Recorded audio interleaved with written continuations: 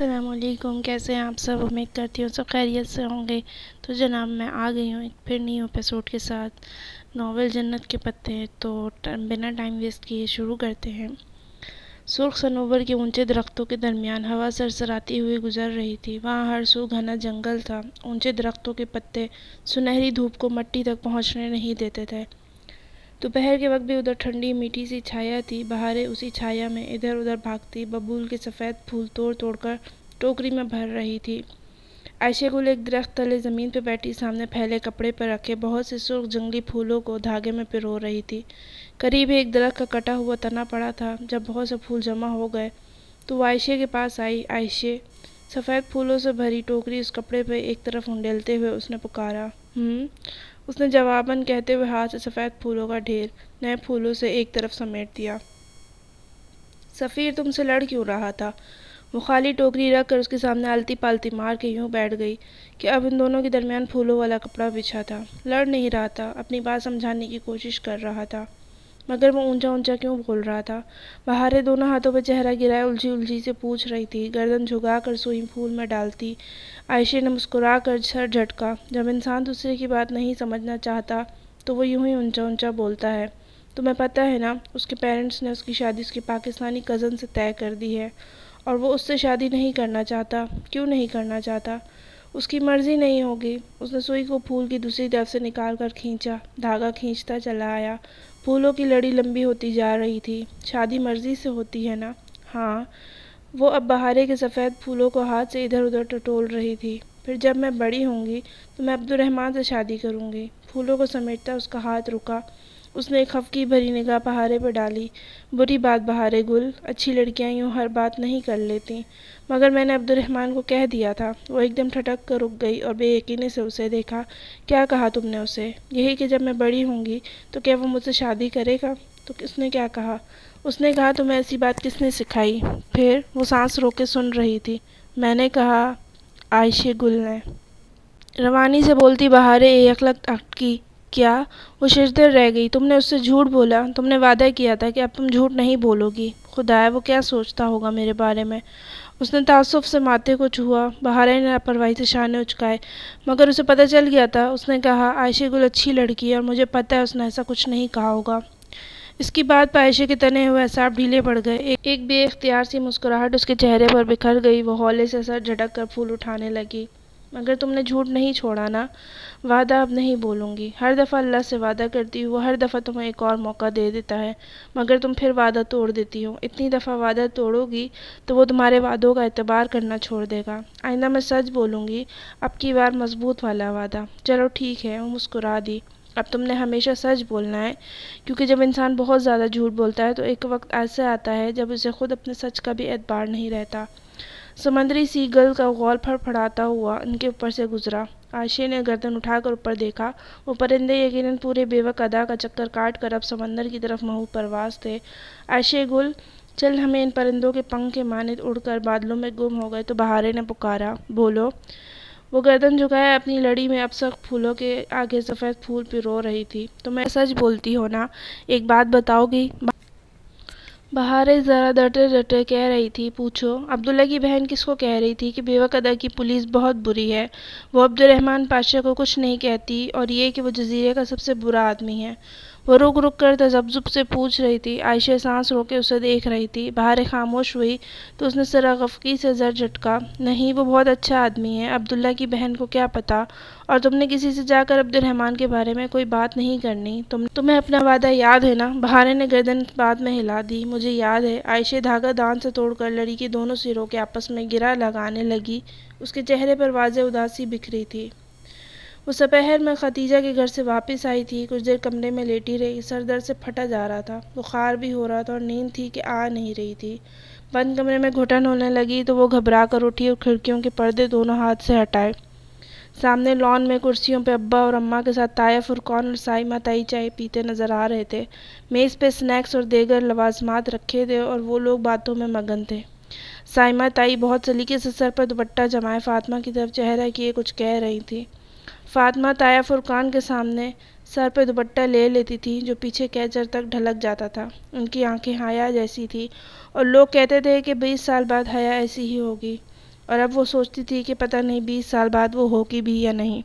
وہ شاور لے کر سادہ ٹراؤزر پہ ٹخنوں کو چھوتی سفید لمبی قمیص پہنے ہم رنگ دوپٹہ سر پہ لپیٹے باہر آئی، پھر پہلے عصر کی نماز پڑھی کہ نمازیں ان 3 دنوں میں وہ قریباً ساری پڑھ رہی تھی۔ خدیجہ کے لیے بہت ڈھیر ساری دعائیں کر کے وہ اٹھی، پھر دوپٹہ شانوں پر پھیلائے بالوں کو کھلے چھوڑے کچن کی طرف آ گئی۔ فاطمہ فریج سے کچھ نکال رہی تھی، اسے آتے دیکھا تو فریج کا دروازہ بند کر کے مسکراتی ہوئی اس کی طرف آئی۔ شانے تک آتے بالوں کو کیچر میں باندھے وہ عام حلیے میں بھی بہت جاذب نظر لگتی تھی۔ میرا بیٹا اٹھ گیا؟ انہوں نے اسے گلے سے لگایا، پھر ماتھا چوما۔ جی، وہ مسکرانا چاہتی تھی مگر آنکھیں بھیگ گئی۔ بس صبر کرو، اللہ کی چیز تھی، اللہ نے لے لی۔ صبر اتنا آسان ہوتا تو کوئی دوسرے کو کرنے کو نہ کہتا اماں، ہر شخص خود ہی کر لیتا، مگر میں کوشش کروں گی۔ گڈ۔ اچھا باہر آ جاؤ، تائی ملنے آئے ہیں۔ مجھ سے؟ ہاں، اور جہان سے بھی۔ او ہاں، کدھر ہے وہ؟ اسے یاد آیا کہ وہ بھی ساتھ آیا تھا، بس کھانا کھا کر سو گیا تھا، ظاہر ہے تھکا ہوا تھا۔ ابھی میں نے دیکھا تو اٹھ چکا تھا، کہہ رہا تھا بس آ رہا ہوں۔ ویسے سبین کا بیٹا ذرا، وہ کہتے ہوئے جھجکی، ذرا پراؤڈ سا نہیں ہے؟ نہیں، وہ شروع میں یوں ہی ریزرو سا رہتا ہے، اور بعد میں؟ حیا نے گہری سانس لی۔ بعد میں بھی ایسے ہی رہتا ہے، اس شروع اور بعد کے درمیان کبھی کبھی نارمل ہو جاتا ہے۔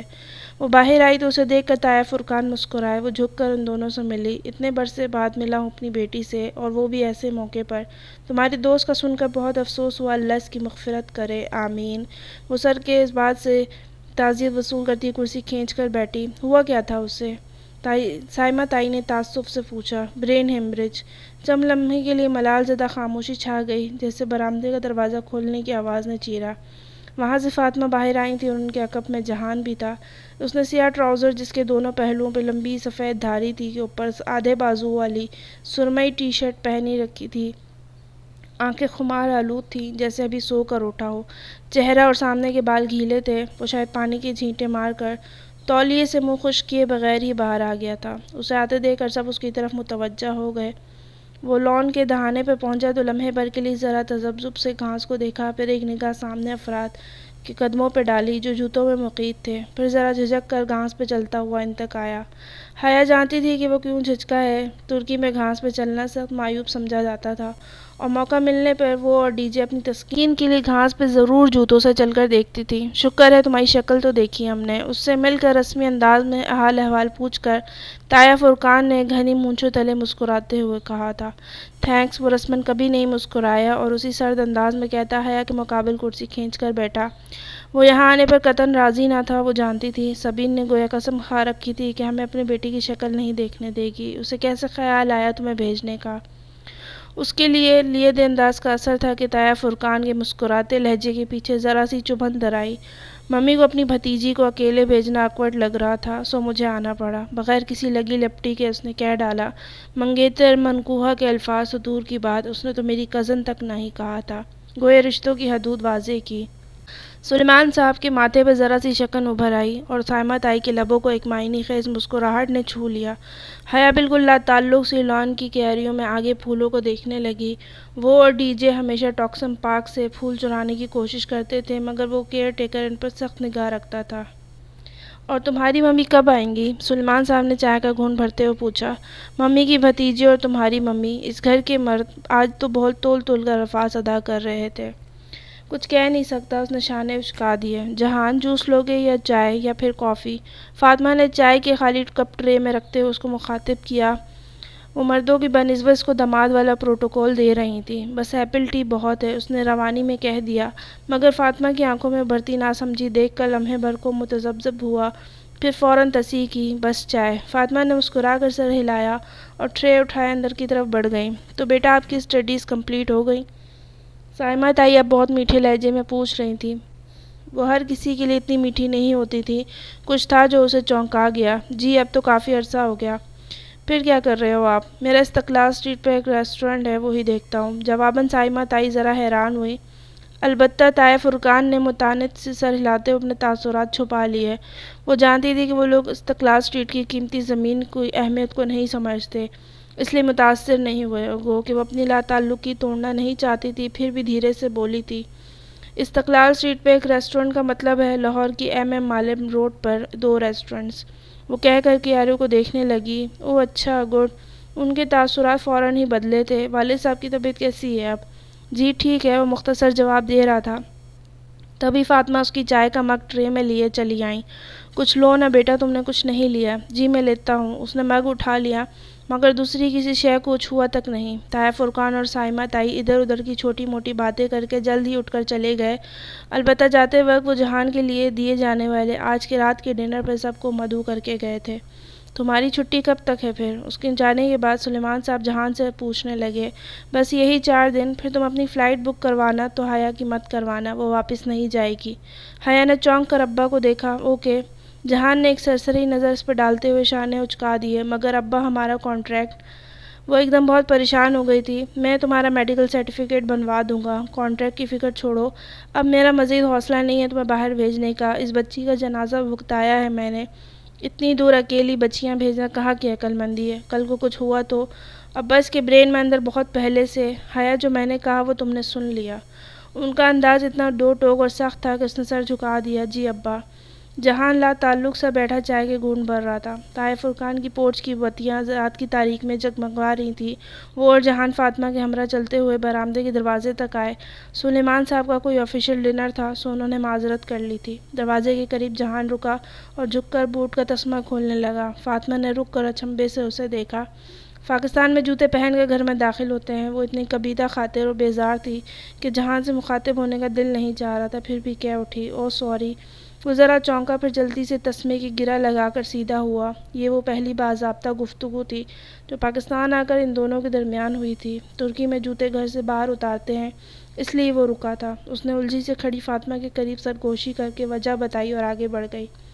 ڈائننگ ہال میں بہت پرتکلف کھانا سجا تھا۔ سائمہ تائی نے خوب اہتمام کر رکھا تھا۔ جہان بہت مختصر گفتگو کر رہا تھا، کوئی کچھ پوچھتا تو جواب دیتا اور پھر خاموشی سے کھانے لگ جاتا۔ ارم سونیا بھابھی اور داور بھائی کے اس طرف بیٹھی تھی۔ فرخ کی کال تھی سو وہ ہسپتال میں تھا۔ ارم حیا سے ذرا رکھائی سے ملی۔ اس کا کھچا کھچا اور خاموش سا انداز حیا کو ساری وجہ سمجھا گیا۔ اس رات وہ یقیناً پکڑی گئی تھی مگر حیا نے اسے نہیں بچایا سو طاہر کے سامنے اس کا پول کھل گیا۔ اس لیے وہ حیا کو اس سب کا ذمہ دار سمجھتی تھی مگر اس نے اثر نہیں لیا۔ وہ ڈی جے کا صدمہ اتنا گہرا لیے ہوئی تھی کہ اسے اب ان باتوں سے فرق نہیں پڑتا تھا۔ داور بھائی اور طاہر فرقان جہان سے ترکی کے متعلق چھوٹی چھوٹی باتیں یوں ہی برسبیل تذکرہ پوچھ رہے تھے اور وہ نپے تلے جواب دے رہا تھا۔ کبھی ترکی آئے تو تمہاری طرف ضرور آئیں گے، داور بھائی نے سونیا کی طرف اشارہ کرتے ہوئے کہا۔ سونیا مسکرائی۔ تائی نے فوراً داور بھائی کو دیکھا۔ میرا مطلب ہے ہم سب، داور بھائی نے جلدی سے تصحیح کی۔ سونیا نے سر جھکا دیا۔ شیور، جہان نے شانے اچکا دیے۔ جیسے آپ آئیں یا نہیں مجھے فرق نہیں پڑتا۔ آگے کا کیا ارادہ ہے تمہارا؟ کھانا درمیان میں تھا جب طاہر فرقان نے بہت سرسری سے انداز میں کہتے ہوئے گویا پہلا پتا پھینکا۔ حیا نے ذرا چونک کر انہیں دیکھا اور پھر فاطمہ کو جو حیا کی طرح ہی چونکی تھی۔ جو بات ان 2 ماہ میں وہ خود اور اتنے عرصے سے اس کے ماں باپ سبین پھپھو یا جہان سے نہیں پوچھ سکے تھے وہ طاہر فرقان نے بڑے آرام سے پوچھ لی۔ کچھ سرمایہ جمع ہوا تو جواہر مال میں ایک ریسٹورنٹ کھول لوں گا۔ چمچے اور کانٹے سے چاول پلیٹ سے اٹھاتے ہوئے اس نے جواب دیا۔ تم داور سے سال بھر ہی چھوٹے ہو نا؟ اس نے اس بات میں سر ہلایا۔ بھئی داور میاں تو اب مزید اسٹیبلش ہونے کے حق میں بالکل نہیں تھے اور صاحبزادے کا خیال یہ تھا کہ اس عمر میں فیملی شروع کر دینی چاہیے، سو ہم نے ان کی شادی کر دی۔ تمہارا کیا خیال ہے؟ طاہر فرقان چاولوں کی پلیٹ میں رائتہ ڈالتے ہوئے پوچھ رہے تھے۔ حیا کے حلق میں نوالا پھنسنے لگا۔ اس نے جھکا سر مزید جھکا دیا۔ جہان نے ذرا سے کندھے اچکائے۔ داور کے پاس اس کے والد کا اسٹیبلشڈ بزنس تھا سو وہ اس پوائنٹ پہ شادی افورڈ کر سکتا تھا۔ اس نے سلاد کی پلیٹ سے کھیرے کا ایک ٹکڑا اپنی پلیٹ میں رکھتے ہوئے بے پرواہی سے جواب دیا۔ کام تو خیر تمہارا بھی اسٹیبلشڈ ہو گیا ہے، میرے اوپر ابھی کافی قرضہ ہے، وہ ذرا ہلکا ہو جائے تو ہی کچھ سوچوں گا۔ حیا نے گردن مزید جھکا لی۔ کیا تھا اگر وہ اپنی لینڈ لیڈی کے قرضے کا ذکر نہ کرتا، کچھ بھرم تو رہنے دیتا۔ یہ بھی ٹھیک ہے، انسان اس وقت ہی شادی کرے جب وہ اس ذمہ داری کو نبھا سکے۔ ذمہ داری نبھانا بھی مشکل کام ہوتا ہے۔ ہاں اگر والدین ساتھ دیں تو یہ مشکل آسان ہو سکتی ہے مگر یہاں پاکستان میں تو اب اکثر شادیوں پہ والدین ناخوش ہوتے ہیں کیونکہ آج کل کے بچے ان کی پسند کو اہمیت نہیں دیتے اور اپنی مرضی کرتے ہوئے ان کے طے کردہ رشتوں کو ریجیکٹ کر دیتے ہیں۔ یہ تو میرے بچے ہیں، جو ماں باپ نے کہا اس پہ راضی ہو گئے، ورنہ تو انہوں نے معاشرے پہ ایک تبصرہ کرتے ہوئے تعصب سے سر جھٹکا۔ سونیا بھابھی نے بے چینی سے پہلو بدلا۔ فاطمہ کی پیشانی پہ ناگوار سی شکنیں ابھر آئیں مگر وہ کچھ نہیں کہہ سکی۔ تایا بڑے تھے، ان کے سامنے کوئی نہیں بول سکتا تھا۔ ویل یہ ڈیپینڈ کرتا ہے۔ جہان نے کولڈ ڈرنک کے گلاس سے چھوٹا سا گھونٹ لیتے ہوئے کہا۔ میرا خیال ہے ماں باپ اگر اپنی مرضی مسلط نہ کریں تو چیزیں ٹھیک رہتی ہیں۔ سائمہ تائی کی مسکراہٹ گہری ہوتی چلی گئی۔ فاطمہ کے چہرے پر ایک تاریک سا سایہ لہرایا اور حیا کی گردن مزید جھک گئی۔ بھرے پنڈال میں گویا اس کی بے عزتی کر دی گئی تھی۔ یہ بھی ٹھیک ہے۔ تایا فرقان نے سر ہلا کر تائید کی۔ تمہاری واپسی کب ہے؟ جواب مل گیا تھا، سو بات بدل دی۔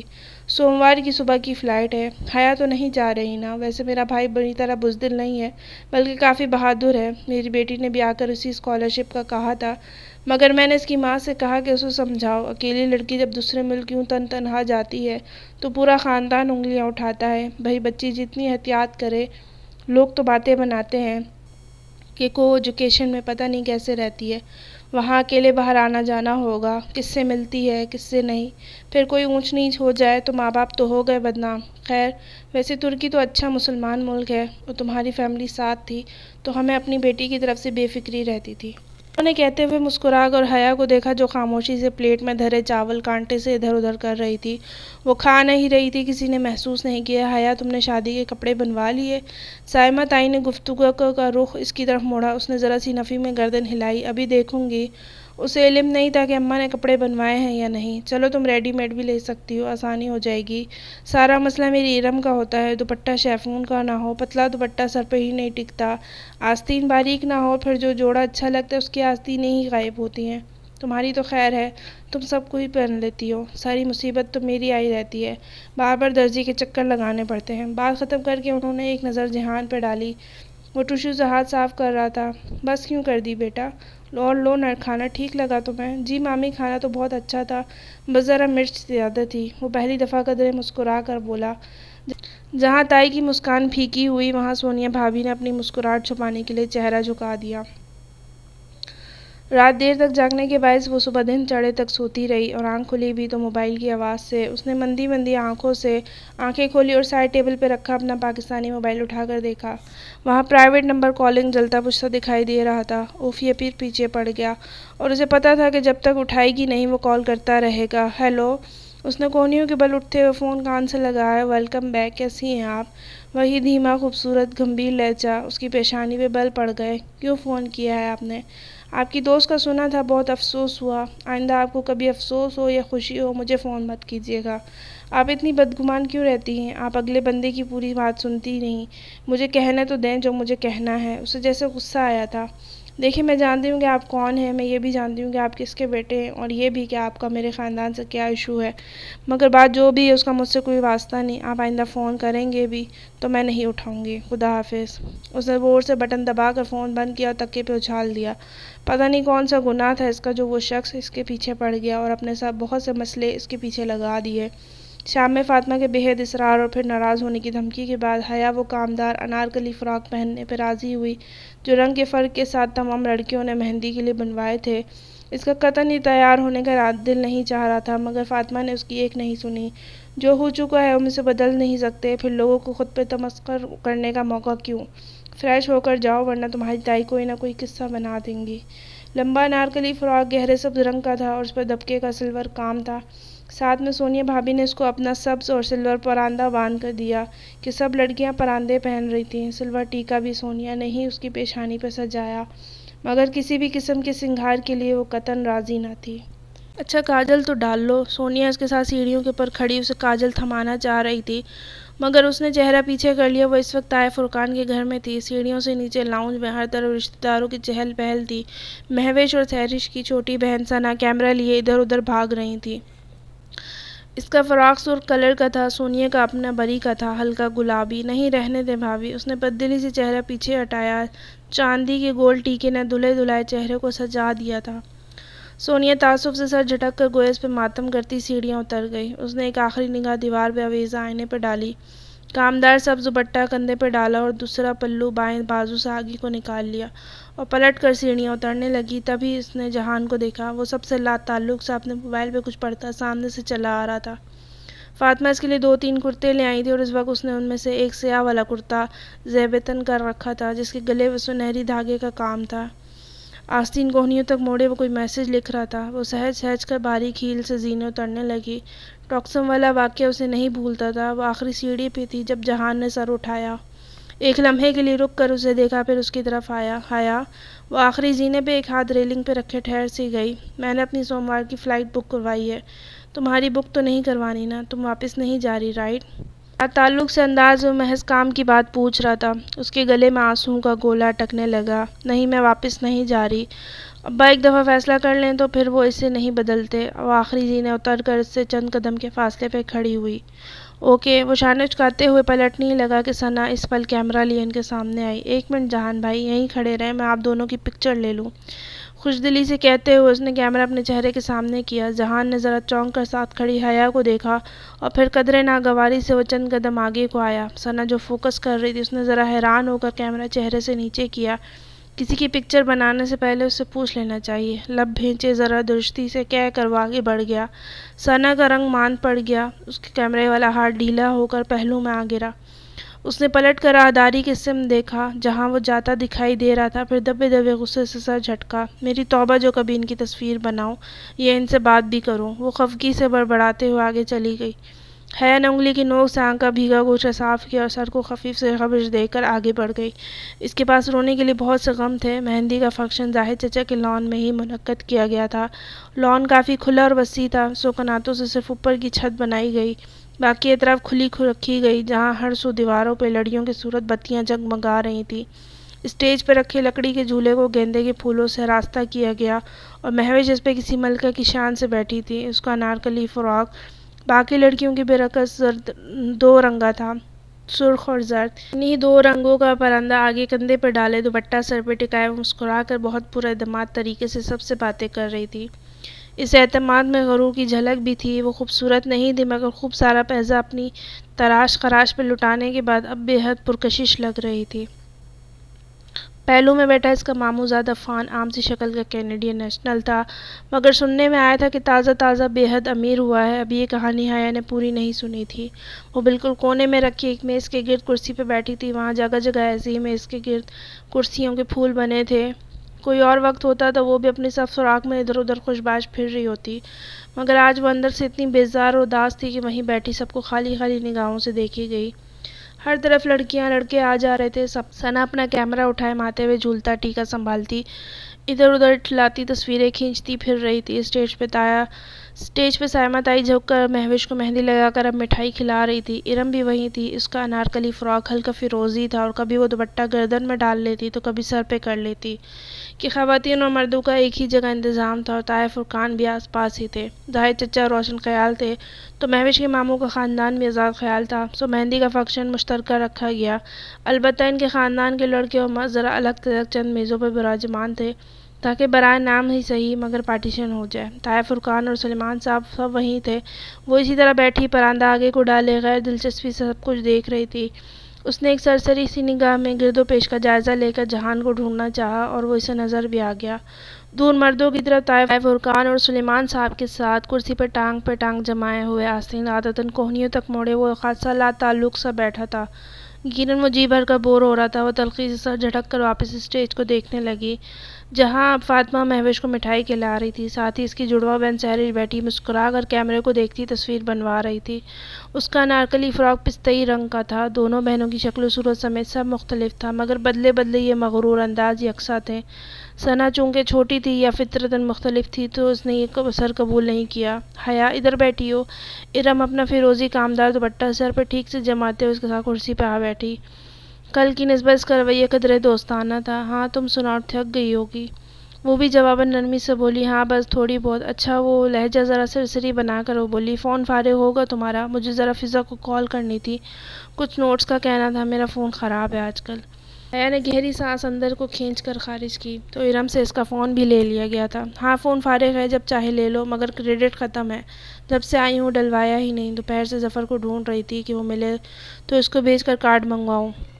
اس نے طائے فرقان کے کل وقتی کک کا نام لیا، گو کہ یہ سچ نہیں تھا اور کریڈٹ اس نے صبح ہی ڈلوا دیا تھا، مگر وہ ارم کو فون نہیں دینا چاہتی تھی۔ اچھا، ارم کے چہرے پہ واضح مایوسی پھیلی۔ اماں کا فون فارغ ہوگا، لے آؤں؟ وہ اٹھنے لگی تو اس کے توقع کے عین مطابق ارم نے جلدی سے اس کا ہاتھ پکڑ کر روک دیا۔ رہنے دو، میں بعد میں ابا سے لے لوں گی۔ میرا فون ذرا ریپیئرنگ کے لیے نہ گیا ہوتا تو؟ خیر تم سناؤ، ترکی میں سب ٹھیک تھا؟ وہ بات کا رخ پلٹ گئی، بس وہاں کی اب دنیا ہی بدل گئی۔ مگر اسے چھوڑو، یہ بتاؤ محور سحرش کے انداز اتنے بدلے بدلے کیوں لگ رہے ہیں؟ اس نے پراندے کو ہاتھ سے پیچھے کمر پر ڈالتے ہوئے حیرت کا اظہار کر دیا۔ آخر دونوں کزن تھیں اور کبھی بہت اچھی دوستیں بھی ہوا کرتی تھیں۔ دماغ خراب ہو گیا ان دونوں کا۔ ارم سرگوشی میں کہتے ذرا قریب کھسک آئی، یہ جو عفان صاحب ہیں نا، جن کو میں اپنا ڈرائیور بھی نہ رکھوں، انہوں نے کینیڈا میں کسی ریئلٹی ٹی وی شو میں حصہ لے کر $1.5 ملین جیتے ہیں۔ ان سب کی جون ہی بدل گئی۔ سنا ہے دونوں ہنی مون پہ یورپ کے ٹور پہ جا رہے ہیں۔ ارم کے لہجے میں نہ حسد تھا نہ رشک، بس وہ اکتائی ہوئی لگ رہی تھی۔ تبھی میں کہوں، اس نے استہزاء سا جھٹکا۔ ارم کچھ دیر مزید بیٹھی، پھر اٹھ کر چلی گئی۔ حیا کو اگر کسی نے اسٹیج کی طرف بلایا بھی تو وہ نہیں گئی، اور اصرار بھی کسی نے نہیں کیا۔ اس کے صدمے سے سب واقف تھے، مگر اس کی دوست کے غم میں کسی نے اپنا کام نہیں چھوڑا، اور وہ کسی سے ایسی توقع کر بھی نہیں رہی تھی۔ پھر بھی دل پہ ایک بوجھ سا تھا، کتنی بے حس تھی یہ دنیا، کیسے لمحوں میں لوگ ختم ہو جاتے ہیں اور یہاں کسی کا کچھ نہیں پکڑتا۔ سب کام جاری و ساری تھے، اور ایک دم سے بجلی غائب ہو گئی، ساری بتیاں گل ہو گئیں، ہر طرف اندھیرا اور سناٹا چھا گیا۔ صرف کیمرہ مین کے کیمروں کی فلیش لائٹ کی روشنی رہ گئی۔ پھر مایوسی، غصہ بھری مزمحل سی آوازیں بلند ہوئی۔ موبائل کی ٹارچ آن ہوئی، کسی نے بھاگ کر برآمدے کی یو پی ایس کی ٹیوب لائٹ جلائی تو مدھم سفید روشنی برآمدے میں پھیل گئی۔ رضا، فرخ، طاہر وغیرہ کو ان کی ماؤں نے آوازیں دیں۔ جنریٹر آٹومیٹک تھا، پھر کیوں نہیں چلا؟ کوئی تو جنریٹر چلائے۔ ہر طرف اکتاہٹ بھری آوازیں سنائی دینے لگیں۔ لڑکے بھاگ کر برآمدے میں آئے۔ فرخ نے جلدی سے آگے بڑھ کر جنریٹر چلانے کی کوشش کی، مگر اس کا انجن مردہ پڑا رہا۔ اچھے بھلے فنکشن میں بدمزگی سی ہو گئی۔ ہر طرف بے چینی اور اضطراب بڑھتا جا رہا تھا۔ ہر میز پہ ایک ٹمٹماتی موبائل کی ٹارچ جگمگا رہی تھی۔ پتہ نہیں ابا نہیں چل رہا۔ داور بھائی نے بھی 2-4 دفعہ کوشش کی، مگر بے سود۔ وہ ہاتھ جوڑ کر مایوسی سے کہتے کھڑے ہوئے۔ ابا اور طاہر فرقان بھی برآمدے کے ستونوں کے پاس آن کھڑے ہوئے۔ حیا کی ٹیبل چونک کے برآمدے سے بہت قریب تھی، اس لیے وہ گردن موڑ کر بیٹھی سب کچھ دیکھ رہی تھی۔ جاؤ میکینک کو بلا کر لاؤ، یا دوسرے جنریٹر کا بندوبست کرو جلدی۔ طاہر فرقان برہمی سے ڈانٹتے اپنے بیٹوں کو دوڑا رہے تھے۔ کوئی ادھر بھاگا تو کوئی ادھر، ہر ایک طرف شرمندگی اور بیزاری پھیل گئی۔ وہ ایک کوہنی میز پر ٹکائے تھوڑی ہتھیلی پہ رکھے گردن تیچی کر کے برآمدے کو دیکھے گئی، جہاں مدھم سی روشنی میں رکھا جنریٹر دکھائی دے رہا تھا۔ قریبی طاہر فرقان اور سلمان صاحب کھڑے قدرے تعصب سے آپس میں کچھ کہہ رہے تھے۔ دفعتاً وہ ذرا چونکی۔ اس نے جہان کو برآمدے کے زینے چڑھتے دیکھا۔ طاہر فرقان اور ابا نے اسے نہیں دیکھا، وہ آپس میں مصروف تھے۔ وہ خاموشی سے آستینیں مزید پیچھے موڑتے ہوئے آگے بڑھا، اور جنریٹر کے سامنے ایک پنجے اور گھٹنے کے بل بیٹھا، نچلا لب دانتوں سے دبائے۔ وہ اب گردن جھکائے جائزہ لینے لگا، پھر سر اٹھایا اور متلاشی نگاہوں سے ادھر ادھر دیکھا۔ قریب سے افراتفری کے عالم میں ثنا اندر جاتی دکھائی دی۔ اس نے ثنا کو آواز دی۔ وہ ٹھٹک کر رکی۔ اس نے کچھ کہا تو ثنا نے ذرا اچنبھے سے سر اثبات میں ہلایا اور اندر چلی گئی۔ چند لمحوں بعد اس کی واپسی ہوئی تو چھری، پیچکس اور چند ایسی چیزیں اس کے ہاتھ میں تھیں۔ جہان کے ساتھ وہ سب رکھ کر خود بھی وہیں کھڑی ہو گئی۔ وہ جنریٹر کا کور اتار رہا تھا۔ بھی طاہر فرقان کی نگاہ اس پہ پڑی تو وہ چونکے۔ وہ بغیر اپنے کرتے کی پرواہ کیے زمین پہ بیٹھا جنریٹر میں ہاتھ ڈال کر کچھ دیکھ رہا تھا۔ طاہر فرقان کی تعقب میں سلیمان صاحب نے بھی اس کی طرف دیکھا۔ فیول والو میں کچھ پھنس گیا ہے، ابھی صاف ہو جائے گا۔ اس کی آواز مدھم سی حیا تک پہنچی تھی۔ ثنا بہت حیرت، بہت متاثر سی اس کے ساتھ کھڑی، اس کو کام کرتے دیکھ رہی تھی، جو بالکل کسی ماہر میکینک کے انداز میں بہت مہارت سے تارے ادھر ادھر کر رہا تھا۔ چونکہ ہر سو اندھیرا تھا اور روشنی صرف برآمدے میں تھی، سو برآمدے کا منظر سارے منظر پہ چھانے لگا۔ لڑکیاں اور رشتہ دار خواتین مڑ مڑ کر اسی طرف دیکھ رہی تھیں۔ ماحول پہ چھایا بے چینی ذرا کم ہوئی۔ اس نے کور واپس ڈالا۔ اس کے ہاتھوں پہ کالک لگ گئی تھی۔ پھر اس نے جنریٹر کا لیور کھینچا اور پیچھے کو ہٹا تو ساتھ ہی ایک جھماکے سے ساری بتیاں روشن ہو گئی۔ اتنی تیز روشنی سے حیا کی آنکھیں لمحے بھر کو چندیائیں۔ اس نے بے اختیار انہیں میچ کر دھیرے دھیرے کھولا۔ ثنا خوشی اور تشکر سے کچھ کہتی چیزیں اٹھا رہی تھی۔ وہ ہاتھ جھاڑتے ہوئے اٹھ رہا تھا۔ ثنا نے اس کے ہاتھوں کی طرف اشارہ کر کے کچھ کہا تو اسی سنجیدگی سے سر ہلا کر اندر چلا گیا۔ ثنا بھاگ کر اس کے پیچھے گئی۔ سلیمان صاحب جو قدرے دم بخود سے دیکھ رہے تھے، ذرا سنبھل کر واپس مڑ گئے۔ وہ متاثر ہوئے تھے اور اس تاثر کو چھپانے کی ناکام کوشش کر رہے تھے۔ حیا مسکراہٹ دبائے واپس سیدھی ہو کر بیٹھ گئی۔ جس شخص نے اندھیروں میں روشنیاں بکھیری تھیں، اس سے سبھی متاثر تھے۔ البتہ وہ جانتی تھی کہ ابا نے کبھی یہ توقع نہیں کی ہوگی کہ جہان یوں زمین پہ بیٹھ کر جنریٹر کھولنے لگ جائے گا۔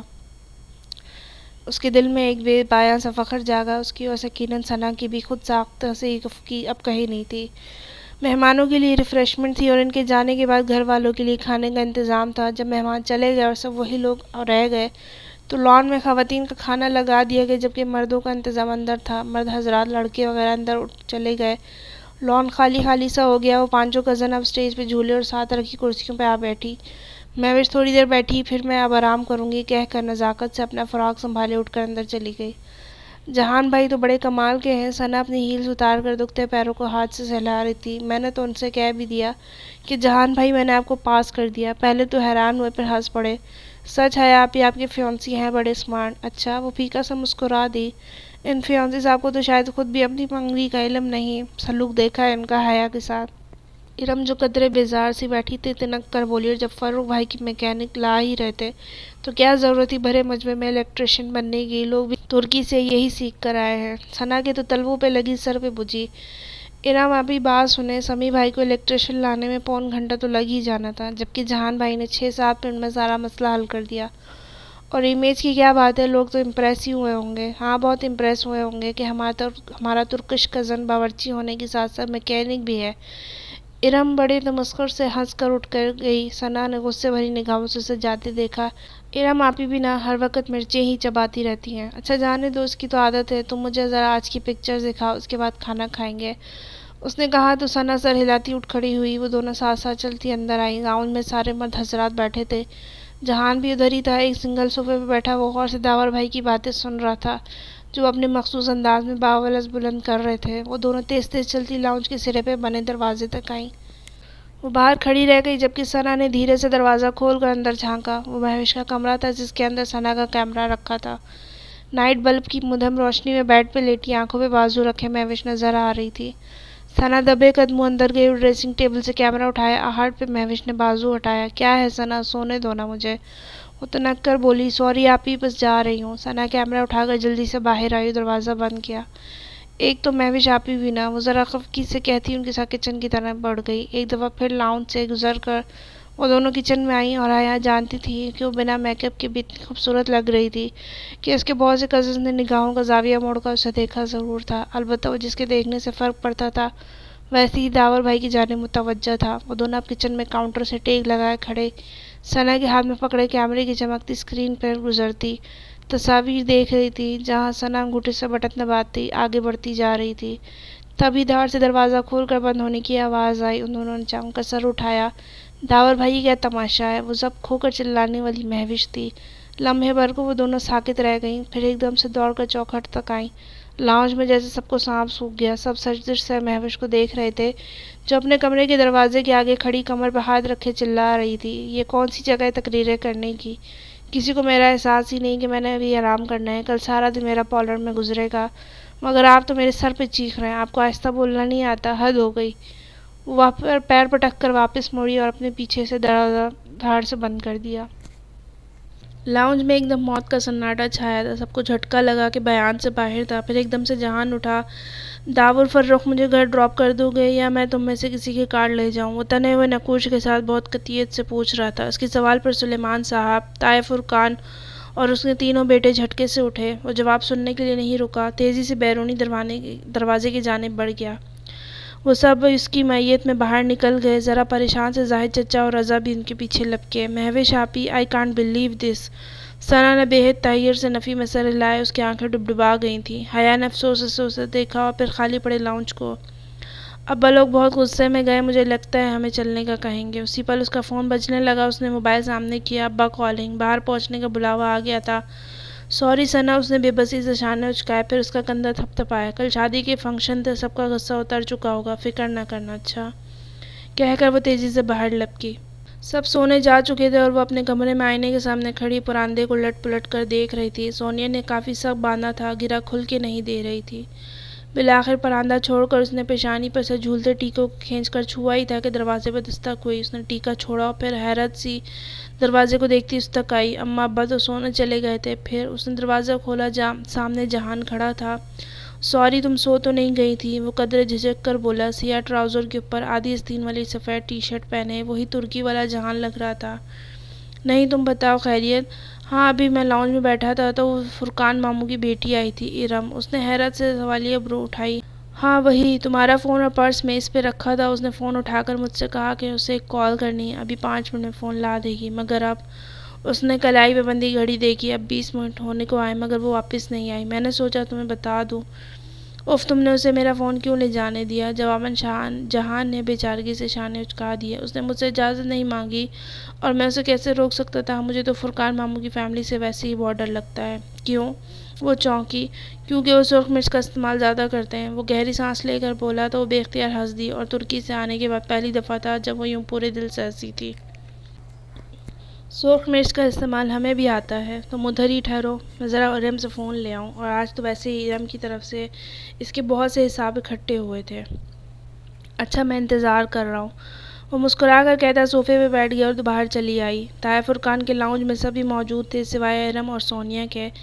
تایا ابا بہت پرملال انداز سے نفی میں سر ہلاتے کچھ کہہ رہے تھے، شاید آج والے واقعے کا تذکرہ۔ جب حیا کو آتے دیکھا، آؤ آؤ بیٹا، انہوں نے مسکرا کر اپنے ساتھ صوفے پہ بیٹھنے کا اشارہ کیا اور پھر سونیا کو آواز دی، سونیا، حیا کی بھی چائے لے آنا۔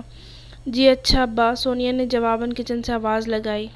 نہیں تایا ابا، میں چائے نہیں پیوں گی، بس اب سونے ہی جا رہی تھی، وہ بے تکلفی سے کہتی تایا ابا کے ساتھ صوفے پہ آ بیٹھی۔ ان کی گھریلو سیاست ہیں اور وقتی تندو تن کی باتیں ایک طرف۔ تایا فرقان اس سے پیار بھی بہت کرتے تھے اور آج مہوش کی بدتمیزی پہ جہاں وہ دکھی تھے وہاں انہیں حیا کی قدر بھی آئی تھی۔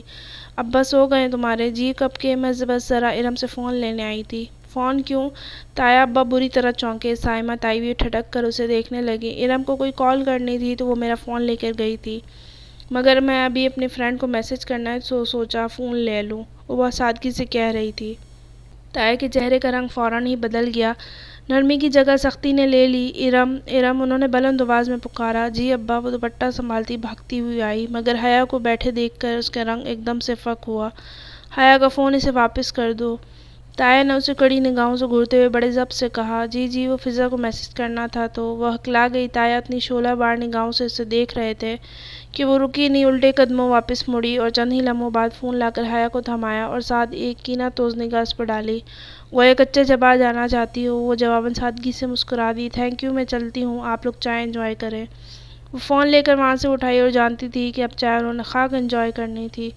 واپس لاؤنج میں آتے اس نے موبائل کا لاک چیک کیا، میسج اور کال لاگ بالکل کلیئر تھے، سارا کال ریکارڈ غائب۔ ارم کی بچی، اسے ارم پہ بے طرح غصہ آیا۔ کال ریکارڈز میں موجود تمام نمبر اس کے محفوظ ہی تھے، البتہ جب وہ ترک فون ریسٹورنٹ چھوڑ آئی تھی بے قدا جانے سے قبل، تو اس کے اسی پاکستانی موبائل پہ عبدالرحمن پاشا کا فون آیا تھا۔ اس کا نمبر اس نے محفوظ نہیں کیا، وہ بس کال لاگ میں پڑا رہ گیا اور اب وہ مٹ گیا۔ چلو خیر، اس نے کون سا کبھی اے آر پی کو کال کرنی تھی۔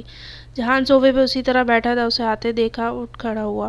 کیسے ملا؟ مرچوں کے استعمال سے۔ اس کی نگاہیں حیا کے ہاتھ میں پکڑے موبائل پہ تھی۔ نہیں، جہاں شکر کے استعمال سے بات بن جائے ہم وہاں مرچیں ضائع نہیں کرتے۔ ویسے پاکستان کے لوگ دل کے بہت اچھے ہیں۔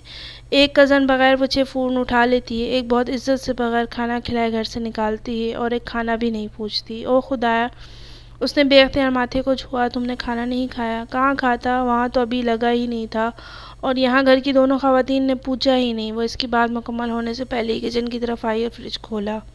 آج وہاں کھانا تھا تو کچھ بنایا ہی نہیں، ہمارے ہاں رات کا سالن اگلے دن کوئی نہیں کھاتا، ٹھہرو میں انڈے بنا لیتی ہوں۔ اسے یاد آیا کھانا تو اس نے بھی نہیں کھایا تھا، مگر اسے اتنی بھوک نہیں تھی۔ انڈوں کا خانہ کھولا تو اندر 2 ہی انڈے رکھے تھے، اسے بے پناہ شرمندگی ہوئی۔ ان 2 انڈوں سے تو کچھ بھی نہیں بنے گا، اس نے خفت سے کہتے فریج کا دروازہ بند کیا۔ جہان نے جیسے اس پر افسوس کرتے ہوئے سر نفی میں ہلایا۔ تمہیں شاید بھول گیا ہے کہ تم استنبول کے بہترین شیف میں سے ایک سے بات کر رہی ہو، آرام سے بیٹھ جاؤ ادھر کرسی پہ، میں خود بنا لوں گا سب کچھ۔ اس نے اپنا سلور اسمارٹ فون میں اس پر رکھا، پھر آگے بڑھ کر فریج، فریزر، کیبنٹس، ہر چیز کھول کھول کر اللہ واللہ باہر نکالنے لگا۔ فروزن قیمہ، پاستا کا پیکٹ، جمے مٹروں کا لفافہ، ساسز، سبزیوں کے خانے سے چند سبزیاں چن لی، وہ تمام چیزیں کاؤنٹر پہ جمع کرتے جا رہا تھا۔ تم اس وقت پاستا بناؤ گے؟ وہ متعجب سی کرسی پہ بیٹھی اسے دیکھ رہی تھی۔ وہ ابھی تک اپنے سب فراق فراندے اور ٹیکے سمیت بیٹھی تھی اور اسے کپڑے تبدیل کرنا بالکل بھول گیا۔ ہاں، اور مجھے کوکنگ کے درمیان ٹوکنا مت، میں بہت برا مانتا ہوں۔ مسکراتے ہوئے سبزیاں دھو رہا تھا۔ اور تمہارا بخار کیسا ہے؟ اب ٹھیک ہے، اس نے خود ہی اپنے ماتھا چھوا، وہ کل کی نسبت قطرے ٹھنڈا تھا۔ ویسے مجھے حیرت زاہد ماموں ان کے بیٹے پہ ہے، اس لڑکی نے اتنی بدتمیزی کی اور انہوں نے اسے کچھ بھی نہیں کہا۔ وہ واقعتاً حیرت سے کہتا سبزیاں کٹنگ بورڈ پہ رکھ کر کھٹاکھٹ کاٹ رہا تھا، اس کے ہاتھ مشینی انداز میں چل رہے تھے۔ اس کے ایک دن کے بعد رخصتی ہے، شاید اس کا دل برا نہیں کرنا چاہتے ہوں گے، اس نے شانے اچکائے، مگر اس نے بہت مس بہیو کیا۔ وہ افسوس سے کہتا پانی ابلنے کے لیے رکھ رہا تھا۔ دوسری جانب اس نے فرائنگ پین میں ذرا سا تیل گرم کرنے رکھ دیا۔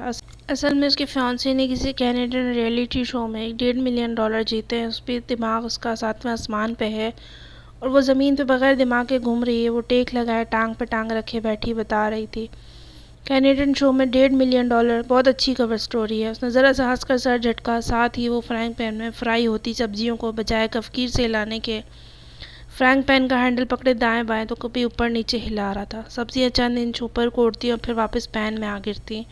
کیا مطلب؟ اس نے ناسمجھی سے اسے دیکھا۔ اگر کسی پاکستانی نے کینیڈین شو میں اتنی خطی رقم جیتی ہوتی تو میڈیا پہ ہر جگہ آ چکا ہوتا۔ مجھے تو وہ لڑکا شکل سے ہی کرمنل لگ رہا تھا۔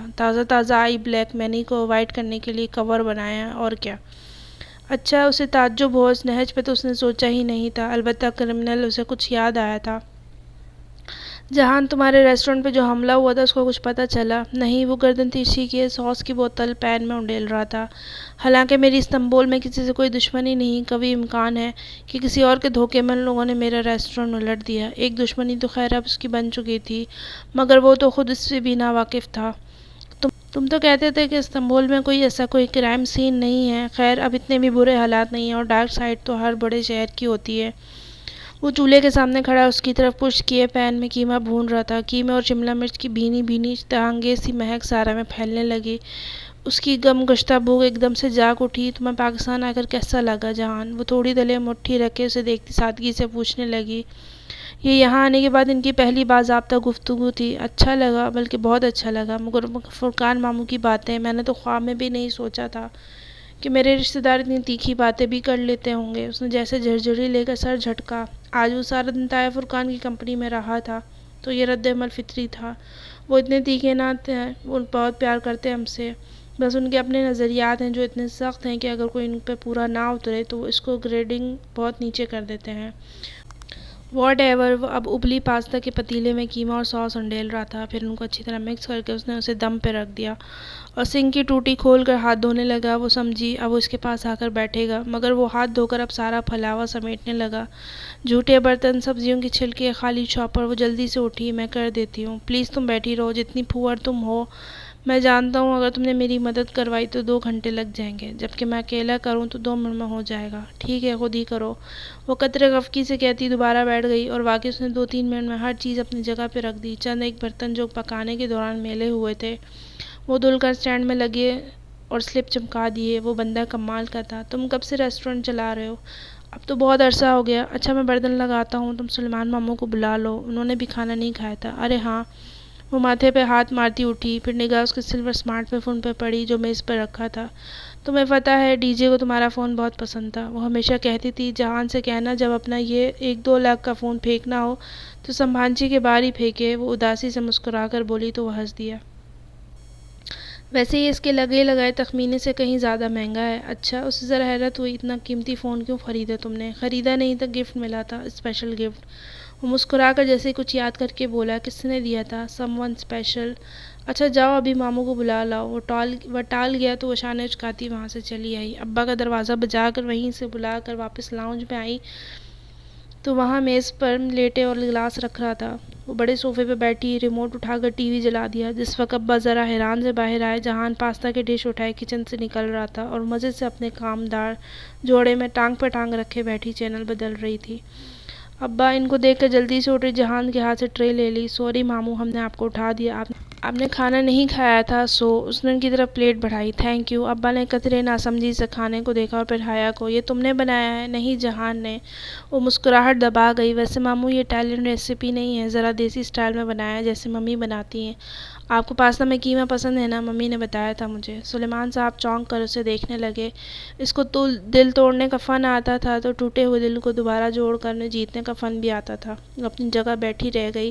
اسے اب احساس ہوا تھا کہ وہ رف اور ٹف سا بندہ تو بھوکا بھی سو جاتا، مگر رات کے 1 بجے اگر اس نے اہتمام کیا تو صرف اور صرف ابا کے لیے، کیونکہ اسے یاد تھا کہ ابا نے کھانا نہیں کھایا اور اسے شدید احساس ہو گیا تھا کہ وہ اس سے ذرا کھچے کھچے سے رہتے ہیں۔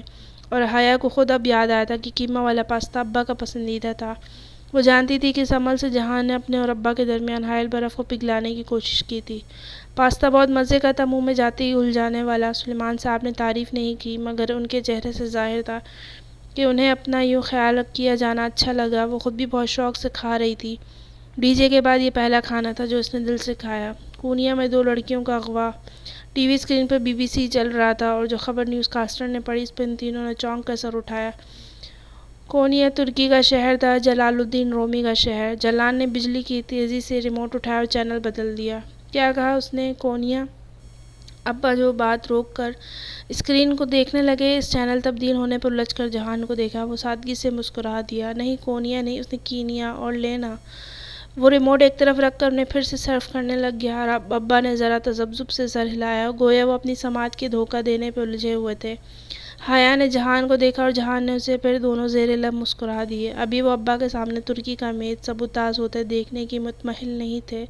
بارات کے لیے وہ میرج ہال کی جانب رواں دواں تھے۔ ابا ڈرائیو کر رہے تھے اور وہ آج چپ نہیں تھے، بلکہ فرنٹ سیٹ پر بیٹھے جہان کو سڑک کے اطراف میں گزرتی جگہوں کے بارے میں مختصر فقروں میں آگاہی دے رہے تھے۔ وہ بھی جواباً کوئی مختصر جواب دے دیتا۔ آج وہ اتنا کم گو تھا جتنا 2 روز قبل، مگر وہ برف کی دیوار پگھل گئی تھی۔ وہ پچھلی سیٹ پہ بیٹھی لا تعلق سی باہر دیکھ رہی تھی۔ اسے ڈی جے کے بغیر یوں ان خوشی کی تقاریب میں شرکت کرنا سخت برا لگ رہا تھا۔ وہ اندر ہی اندر احساس سے جرم کا شکار تھی۔ ابھی اسے بچھڑے دن ہی کتنے ہوئے تھے، مگر مجبوری تھی، جانا تو تھا۔ وہ آج بھی خاص تیار نہیں ہوئی تھی۔ کاجل اور نیچرل لپسٹک کے علاوہ کوئی میک اپ نہیں کیا۔ بال یوں ہی کھلے چھوڑ دیے، جویلری بھی نہیں پہنی۔ ضرورت بھی نہیں تھی کہ اس کی لمبی ٹخنوں سے بالش بھر اونچی قمیص کے گلے پہ کافی کام تھا۔ وہ 2 فن کی قمیص تھی اور اس کا رنگ آلو بخاری کے چھلکے سا تھا۔ قمیص کا گلا گردن تک بند تھا اور گردن سے لے کر 2 بالش نیچے تک سیاہ اور آلو بخاری کے رنگ کے چھوٹے بڑے ہر سائز کے ڈائمنڈز لگے تھے۔ ان کی جھلملاہٹ بہت خوبصورت تھی۔ نیچے ہم رنگ سلک کا پاجامہ تھا اور آستینیں کلائی تک آتی چوڑی دار تھیں، لیکن آج بھی اسے کل کی طرح اپنے لباس کی خوبصورتی سے قطعاً دلچسپی نہ تھی۔ میرج ہال کے باہر بارات ابھی اتری تھی۔ داخلی دروازے پہ خاصا رش تھا۔ سجی سوری زیورات، قیمتی ملبوسات اور خوشبو میں بچی بسی لڑکیاں اور خواتین گاڑیوں سے نکل کر اپنے بال اور میک اپ ٹھیک کرتی دروازے کی جانب بڑھ رہی تھی۔ رضا اور زاہد چچا وہاں کھڑے خوش اخلاقی سے مسکراتے مہمانوں کو ویلکم کر رہے تھے۔ اسے پتہ تھا کہ مہوش کل والی بات کو آج بھلا کر سب شادی میں شرکت کریں گے، اور واقعی یہ ہو رہا تھا۔ کار رکنے پر اس نے دروازہ کھولا اور باریک ہیل سنبھلتے ہوئے دروازہ بند کیا۔ ابا، جہان اور اماں ایک ساتھ میرج ہال کے داخلی دروازے کی جانب بڑھ رہے تھے اور وہ بھی وہیں چلی جاتی اگر جو اس کے پاؤں پہ وہ پتھر آ کر نہ لگتا۔ آؤچ! اس نے کراہ کر پیر ہٹایا۔ وہ بجلی کا چھوٹا سا ٹکڑا تھا۔ اس نے گردن اٹھا کر ادھر ادھر دیکھا۔ وہ مخالف سمت سے آیا تھا جہاں پارکنگ میں گاڑیاں کھڑی تھیں، اور کسی نے بہت تاک کر اسے مارا تھا۔ ان گزرے 3-4 ماہ میں اسے اتنا اندازہ تو ہو گیا تھا کہ اس کے ساتھ اتفاقات نہیں ہوتے۔ اس نے متلاشی نگاہوں سے اس سمت دیکھا اور پھر ٹھہر سی گئی۔ پارکنگ پیچھے سے ایک ہیولا سا نکلا اور اس کی جانب بڑھنے لگا۔ چند لمحے تو وہ اپنی جگہ سے ہل نہیں سکی۔ رات کی تاریکی میں پارکنگ ایریا کو اونچے پولز کی زرد رو بتیوں نے مدھم سی روشنی پکڑے رکھی تھی۔ اس روشنی میں وہ صاف دکھائی دے رہا تھا اور یہ دے رہی تھی۔ وہ بھڑکتا ہوا نیلا زرتار دوپٹہ ہم رنگ جوڑے کے اوپر پہنے، وہ دوپٹے کا پلو چہرے پہ ذرا سا ڈالے، اسے دانتوں سے یوں پکڑے ہوئے تھا کہ دور سے اس پہ کسی عورت کا گمان ہوتا تھا۔ چہرے کو سفید پینٹ کیے، گہرے آئی میک اپ، سرخ چون سی لپسٹک اور سنہرے بالوں کی وگ لگائے وہ اس کی طرف چلتا آ رہا تھا۔ وہ اسے ایک نظر میں ہی پہچان گئی۔ پنکی! اس نے ہراساں نگاہوں سے گردن موڑ کر دور ہال کی طرف دیکھا۔ ابا اس کی اس جانب پش تھی۔ وہ واپس مڑی، تب تک وہ قریب آ چکا تھا۔ کیسی ہو باجی جی؟ وہ مسکرایا تھا۔ تم یہاں کیا کر رہے ہو؟ اس نے سراسیمگی سے اسے دیکھتے اپنے پرس پہ گرفت مضبوط کی، گویا ذرا بھی وہ آگے بڑھا تو وہ بھاگ اٹھے گی۔ آپ سے ملنے آئی تھی جی، پنکی کہتے ہیں مجھے۔ یاد ہے جی، وہ مسکرا کر بولا۔ اچھی طرح یاد ہے، اور بھولی تو تمہاری ماں اور بہن بھی نہیں ہوگی۔ اب ہٹو میرے راستے سے۔ غصہ کیوں کر رہی ہو جی؟ میں تو آپ کو کچھ بتانے آئی تھی۔ مائی فوٹ کی مسئلہ کیا ہے آپ کو میجر احمد؟ وہ پیر پٹک کر بولی۔ اتنے باوقار عہدے پہ فائز ہو کر کیسی حرکتیں کر رہے ہیں آپ؟ لو جی، میں تو ڈولی کا پیغام دینے آئی تھی، مگر کیسا پیغام؟ وہ اسی رکھائی سے بولی۔ ڈولی کی حالت امید بخش نہیں ہے، پتہ نہیں کتنے دن جی پائے۔ کیا ہوا ہے؟ وہ ذرا چونکی۔ خود چل کر دیکھ لیجیے، آئیے میں آپ کو لے جاتی ہوں۔ نہیں نہیں، مجھے کہیں نہیں جانا۔ وہ بدک کر 2 قدم پیچھے ہٹی۔ ایک دفعہ تو اس سے مل لیں، اس نے کچھ بتانا ہے آپ کو۔ مجھے کچھ نہیں جاننا، تم لوگوں کی ساری معلومات۔ مجھے ARP کی ماں سے مل گئی تھی، تلخی سے کہتے ہوئے اس نے پھر سے پلٹ کر دیکھا۔ بارات کے مہمان اندر کی جانب بڑھ رہے تھے۔ کوئی اس کی طرف متوجہ نہ تھا۔ ہو سکتا ہے کچھ ایسا ہو جو اس کی ماں کو بھی پتہ نہ ہو۔ کیا؟ وہ چونکی، پھر بغور پنکی کو دیکھا۔ اس کے اونچے قد کے سوا کوئی چیز اس روزنہ سپر کی شاپ میں ملنے والے اسمارٹ گلاسز والے نوجوان کا پتہ نہیں دیتی تھی۔ پنکی کا تو چہرہ بھی جلا ہوا نہیں لگتا تھا، مگر نہیں، اس کا تو چہرہ سلیٹ کی طرح چپٹا تھا، ایسی جھلی جس نے سب نقش چھپا دیے ہوں۔ خدایا، کیسے یہ لوگ اپنے چہرے بدل لیتے ہیں!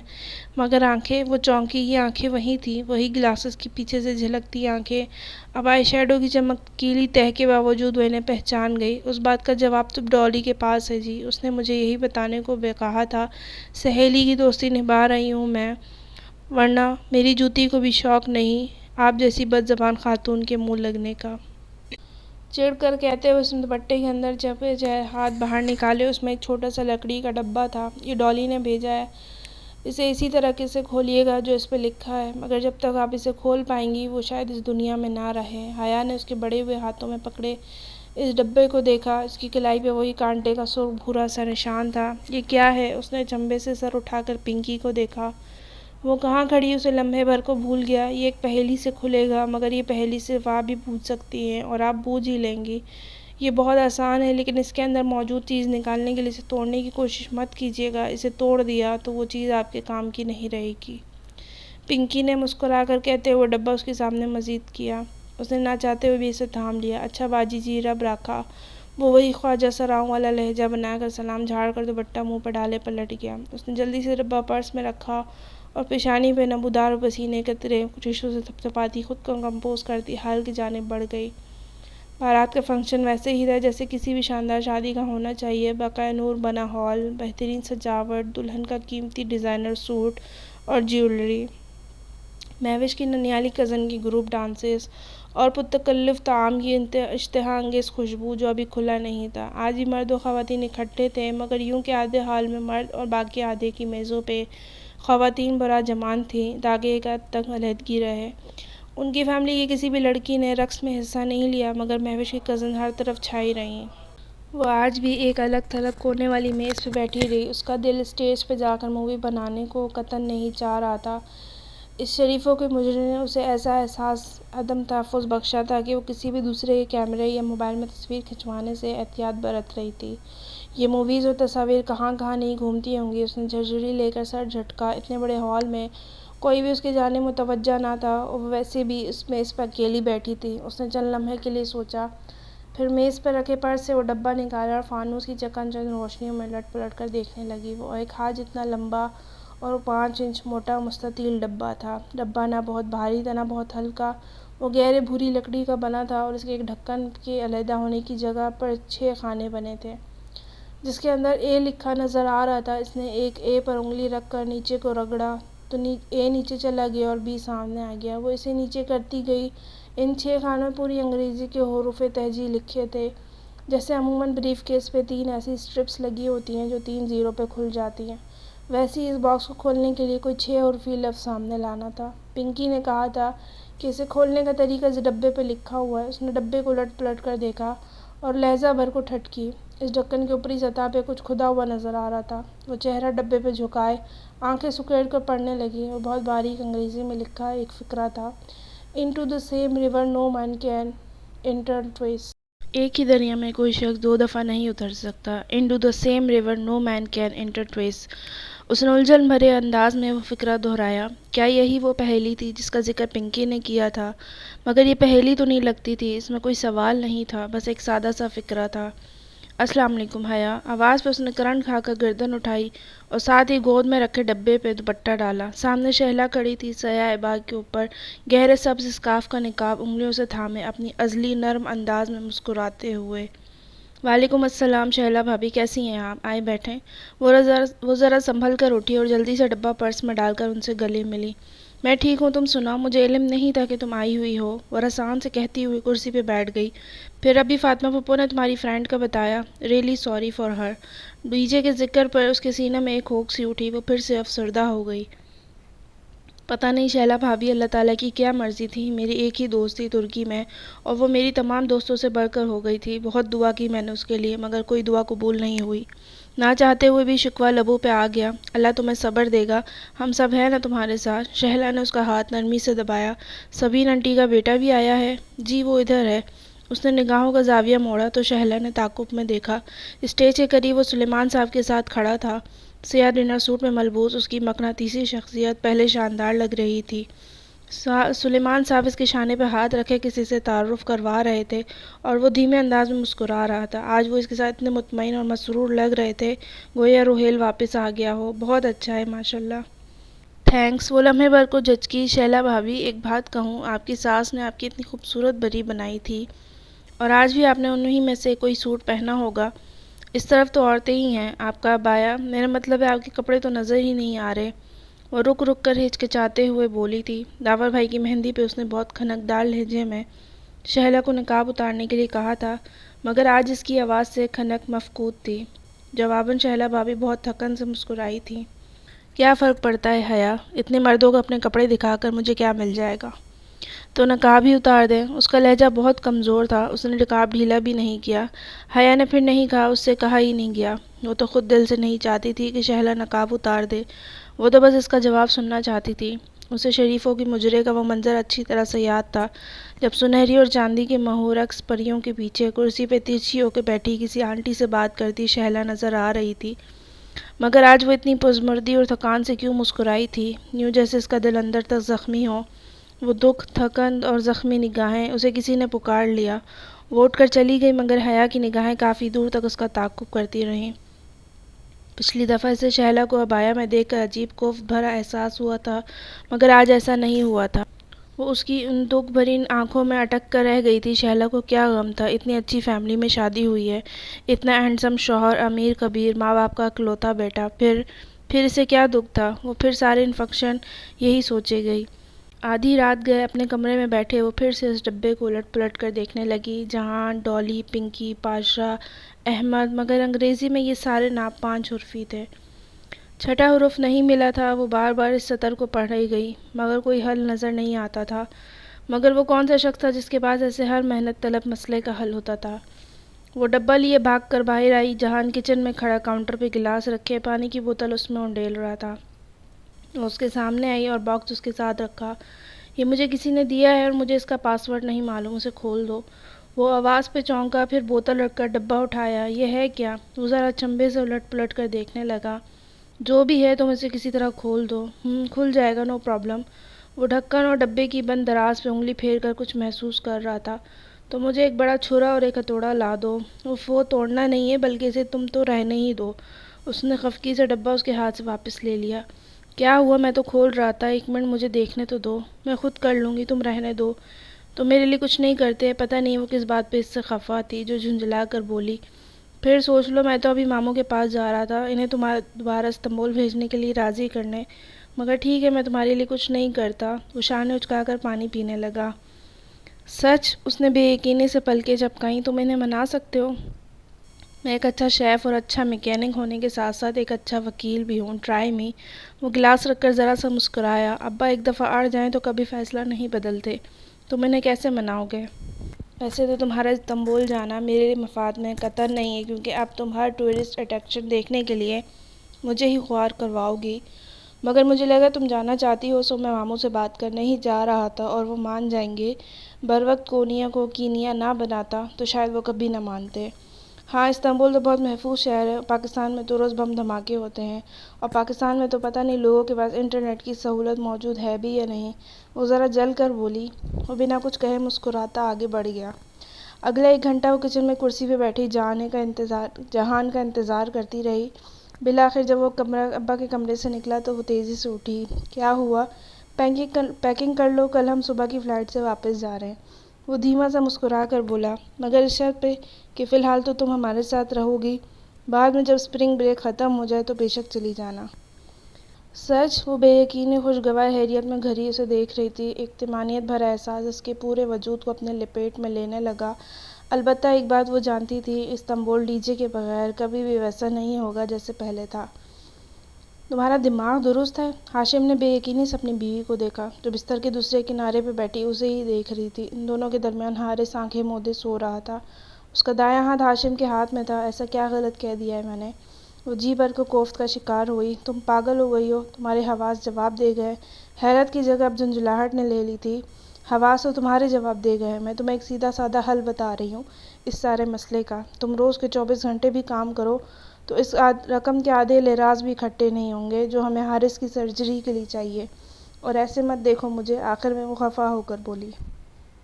عبد الرحمن مجھے جان سے مار دے گا، وہ اس کی لڑکی ہے۔ اور عبد الرحمن کو کون بتائے گا؟ وہ تو مہینہ بھر پہلے انڈیا چلا گیا، تم نے خود ہی مجھے بتایا تھا۔ وہ چمک کر بولی۔ نیم روشن کمرے میں سبز بلب کی مدھم روشنی اس کے چہرے کو عجیب سا تاثر دے رہی تھی۔ وہ انڈیا گیا ہے، مر نہیں گیا، جو اسے کبھی پتہ نہیں چلے گا۔ وہ مجھے جان سے مار دے گا سلمیٰ۔ تو پھر تم اپنی جان سنبھال کر بیٹھے رہو اور حارث کو مرنے کے لیے چھوڑ دو، غصے سے کہتی اٹھ کر چادریں طے کرنے لگی۔ سلمیٰ میں ایسے نہیں کر سکتا، اب کہ وہ تذبذب سے بولا۔ تو تم کیا کر سکتے ہو؟ تم نے کیا کیا ہے حارث کے لیے؟ میرا بیٹا مجھے بہت پیارا ہے۔ اس نے سوتے ہوئے حارث پہ ایک نظر ڈالی۔ مگر وہ بھی تو کسی کی بیٹی ہے، میں بھی تو کسی کی بیٹی تھی۔ مجھے اس دربے میں لا کر پل پل مرنے سے پہلے تم نے سوچا؟ وہ چادر کا گولا بنا کر ایک طرف پھینکتی جارحانہ انداز میں اس کی طرف آئی۔ تم مرد ہو کر ڈرتے کیوں ہو؟ تم عبد الرحمن کو نہیں جانتی۔ میں بس اتنا جانتی ہوں کہ اگر میرا بیٹا مر رہا ہے تو اس کا ذمہ دار عبد الرحمن پاشا ہے۔ اگر وہ تمہیں تمہاری مطلوبہ رقم دے دیتا تو ہم کبھی یہ نہ کرنے کا سوچتے۔ کوئی کمی تو نہیں اس کو پیسوں کی، پھر بھی اس نے ہاتھ روک کر رکھا ہوا ہے۔ اب یا تم اس کا خیال کر لو یا اپنے بیٹے کا، فیصلہ تمہارا ہے۔ سلمیٰ کے نقوش مدھم روشنی میں بگڑے بگڑے دکھائی دے رہے تھے۔ اس وقت یوں تیز تیز بولتی میں ایک بت کی چوتھی جادوگرنی لگ رہی تھی۔ ہاشم متذبذب سا اسے دیکھے گیا۔ وہ جو کہہ رہی تھی وہ اتنا مشکل تو نہ تھا، مگر جہان کی ساتھ سیدھی اس کے گھر آئی تھی۔ پھر کھانا کھا کر اس نے اجازت چاہی۔ اس کا سارا سامان سماجی کے ڈروم میں رکھا تھا اور جس افراتفری میں وہ گئی تھی سوائے چند چیزوں کے کچھ بھی نہیں اٹھایا تھا۔ پھپھو نے اصرار کیا کہ وہ اسپرنگ بریک ختم ہونے تک ان کے پاس رک جائے، مگر وہ کل آنے کا وعدہ کر کے اٹھ کھڑی ہوئی۔ میں تو پھر کہوں گی کہ رک جاؤ۔ پھپھو ذرا خفا تھی۔ پھپھو میں کل آؤں گی نا، پرامس۔ اب چلتی ہوں۔ ٹھیک ہے، مگر کل ضرور آنا۔ جہان ٹیشو سے ہاتھ صاف کرتے ہوئے ڈائننگ ٹیبل سے اٹھا۔ اس کی آنکھیں اور ناک گلابی پڑ چکے تھے۔ سرد و گرم علاقوں کے مابین سفر کا موسمی اثر تھا کہ استنبول پہنچتے پہنچتے اس کا فلو بخار میں بدل گیا۔ آؤ میں تمہیں چھوڑ دیتا ہوں، صرف ٹاکسم تک چھوڑنا، آگے سے میں گورسل پکڑ لوں گی۔ میں سمباجی تک چھوڑ دوں گا، نو پرابلم۔ وہ چابی پکڑے جیکٹ پہنتے ہوئے بولا۔ نہیں، اس بخار میں تم سے 45 منٹ کی ڈرائیونگ کرائی تو 45 دن تک تم جتاتے رہو گے۔ ویسے بھی مجھ پر تمہارے احسان بہت جمع ہو گئے، اتنے سارے کیسے اتاروں گی؟ وہ اس کے سامنے سینے پہ بازو لپیٹے کھڑی مسکراتے ہوئے کہہ رہی تھی۔ اتارنے کے لیے کس نے کہا ہے؟ وہ ذرا سا مسکرا کر دروازے کی جانب بڑھ گیا۔ وہ اس کی پشت کو دیکھے گئی۔ وقت گزرنے کے ساتھ ساتھ جہان کا رویہ اس کے ساتھ نرم پڑتا جا رہا تھا۔ پاکستان میں پہلے 2 دن تو وہ لاتعلق رہا، شاید اس لیے کہ دونوں کو ٹھیک سے بات کرنے کا موقع ہی نہیں ملا، مگر پھر اس نے خود ہی کچھ محسوس کیا، تبھی وہ خود آگے بڑھا اور ان کے درمیان کھڑی سرد دیوار ڈھا دی۔ لیکن کیا وہ اس کے لیے وہ محسوس کرتا تھا جو وہ اس کے لیے کرتی تھی؟ کیا اسے ان کا وہ بھولا بسرا رشتہ یاد تھا جس کے متعلق اس گھر میں کوئی بات نہیں کرتا تھا؟ ابھی کچھ دن وہ اس کے گھر رہے گی تو ان سارے سوالوں کے جواب جاننے کی ضرور کوشش کرے گی۔ اس نے تہیہ کر لیا تھا۔ ٹاکسم اسکوائر کا مجسمہ آزادی اس طرح تھا جس طرح وہ چھوڑ کر گئی تھی۔ مجسمے کے گرد گول چکر میں اگی گھاس پہ سرخ، سفید اور زرد ٹیولپس کھلے تھے۔ ہر جگہ سالانہ ٹیولپ فیسٹیول کے پوسٹر بھی لگے تھے جو ہر سال کی طرح اس موسم بہار میں بھی استنبول میں منعقد ہونا تھا۔ ٹیولپ کا پھول استنبول کا سمبل تھا، مگر ان کی دلفریب مہک میں ڈوبا ٹاکسم اسکوائر حیا کو خزہ آلود لگا۔ وہ بہار اب وہاں نہیں تھی جسے ڈی جے نہیں تھی۔ تم جا رہی ہو، حالانکہ میں چاہتا تھا تم کچھ دن ہمارے گھر رہو۔ گاڑی رکتے ہوئے جہان نے چہرہ اس کی طرف موڑے سنجیدگی سے کہا۔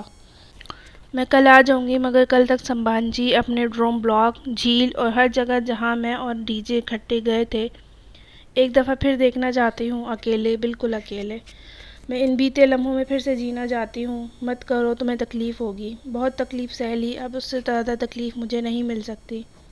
اس نے بھیگی آنکھ کا کونا انگلی کی نوک سے صاف کرتے ہوئے کہا تھا۔ اوکے، اس نے سمجھ کر سر ہلا دیا۔ اس کے چہرے پر ابھی تک نقاہت تھی، وہ واقعی بیمار لگ رہا تھا۔ جہان چلا گیا اور وہ مجسمہ آزادی کے گرد اگی گھاس کے قریب جا کھڑی ہوئی۔ وہ گھاس کا کھول کتنا راضی دراصل یوں تھا جیسے کوئی چپٹا رکھا گول سا سبز پھول جس کی سبز پتیاں بنی اور پتی کے درمیان ایک سیدھی روش تھی جو مجسمے تک لے جاتی تھی۔ ٹاکسم کے ہر پھول، ہر پتھر اور ہر بادل پہ جیسے یادیں رقم تھی۔ وائس کا اور ڈی جے کا 0 پوائنٹ تھا، مین سٹاپ۔ تقریباً ہر دوسرے دن وہ ادھر آتی تھیں، گورسل لینے یہیں جو اتارا کرتی تھی۔ یہاں سے آگے وہ عموماً میٹرو ٹرین پکڑ لیا کرتی تھی۔ اس اسکوائر کا چپا چپا انہیں یاد تھا اور ڈی جے کے بغیر سب کچھ ادھورا تھا۔ اور اس طرف استقلال اسٹریٹ تھی، وہاں سے کی گئی ان کی ڈھیروں شاپنگ جو رائے گاہ چلی گئی۔ استقلال اسٹریٹ آج بھی وہی تھی، بہت طویل، نہ ختم ہونے والی، مگر زندگی ختم ہو گئی تھی۔ کورسل کی کھڑکی کے شیشے کے پار وہ باسفورس کا عظیم الشان سمندر دیکھ رہی تھی۔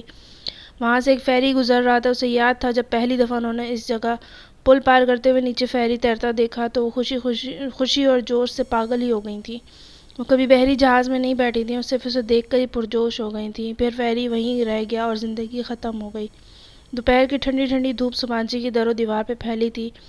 ڈروم بلاکس تقریباً ویران پڑے تھے، اسپرنگ بریک ابھی ختم نہیں ہوئی تھی اور اسٹوڈنٹس اپنے اپنے ٹورز پہ تھے۔ اسے کسی کو اطلاع دینے کا ہوش نہیں تھا، مگر پاکستان روانگی والے دن جانے حالے کو کس نے بتایا، اور پھر سب کے فون آنے لگے۔ معتصم، حسین، ٹولی، سارہ، لطیف، انجم باجی سب اسے برابر فون کر رہے تھے، مگر وہ سب یقیناً ابھی واپس نہیں آئے تھے۔ وہ اپنے ڈروم بلاکس کا گول چکر کھاتی سیڑھیاں چڑھنے لگی۔ جب وہ سمبانچی آئی تھی تو ان سیڑھیوں پہ برف جمی ہوئی تھی، اب وہ برف باہر لے گئی تھی۔ اس نے گردن اوپر اٹھا کر بالکنی کے بلب کو دیکھا اور پھر اداسی سے مسکرا دی۔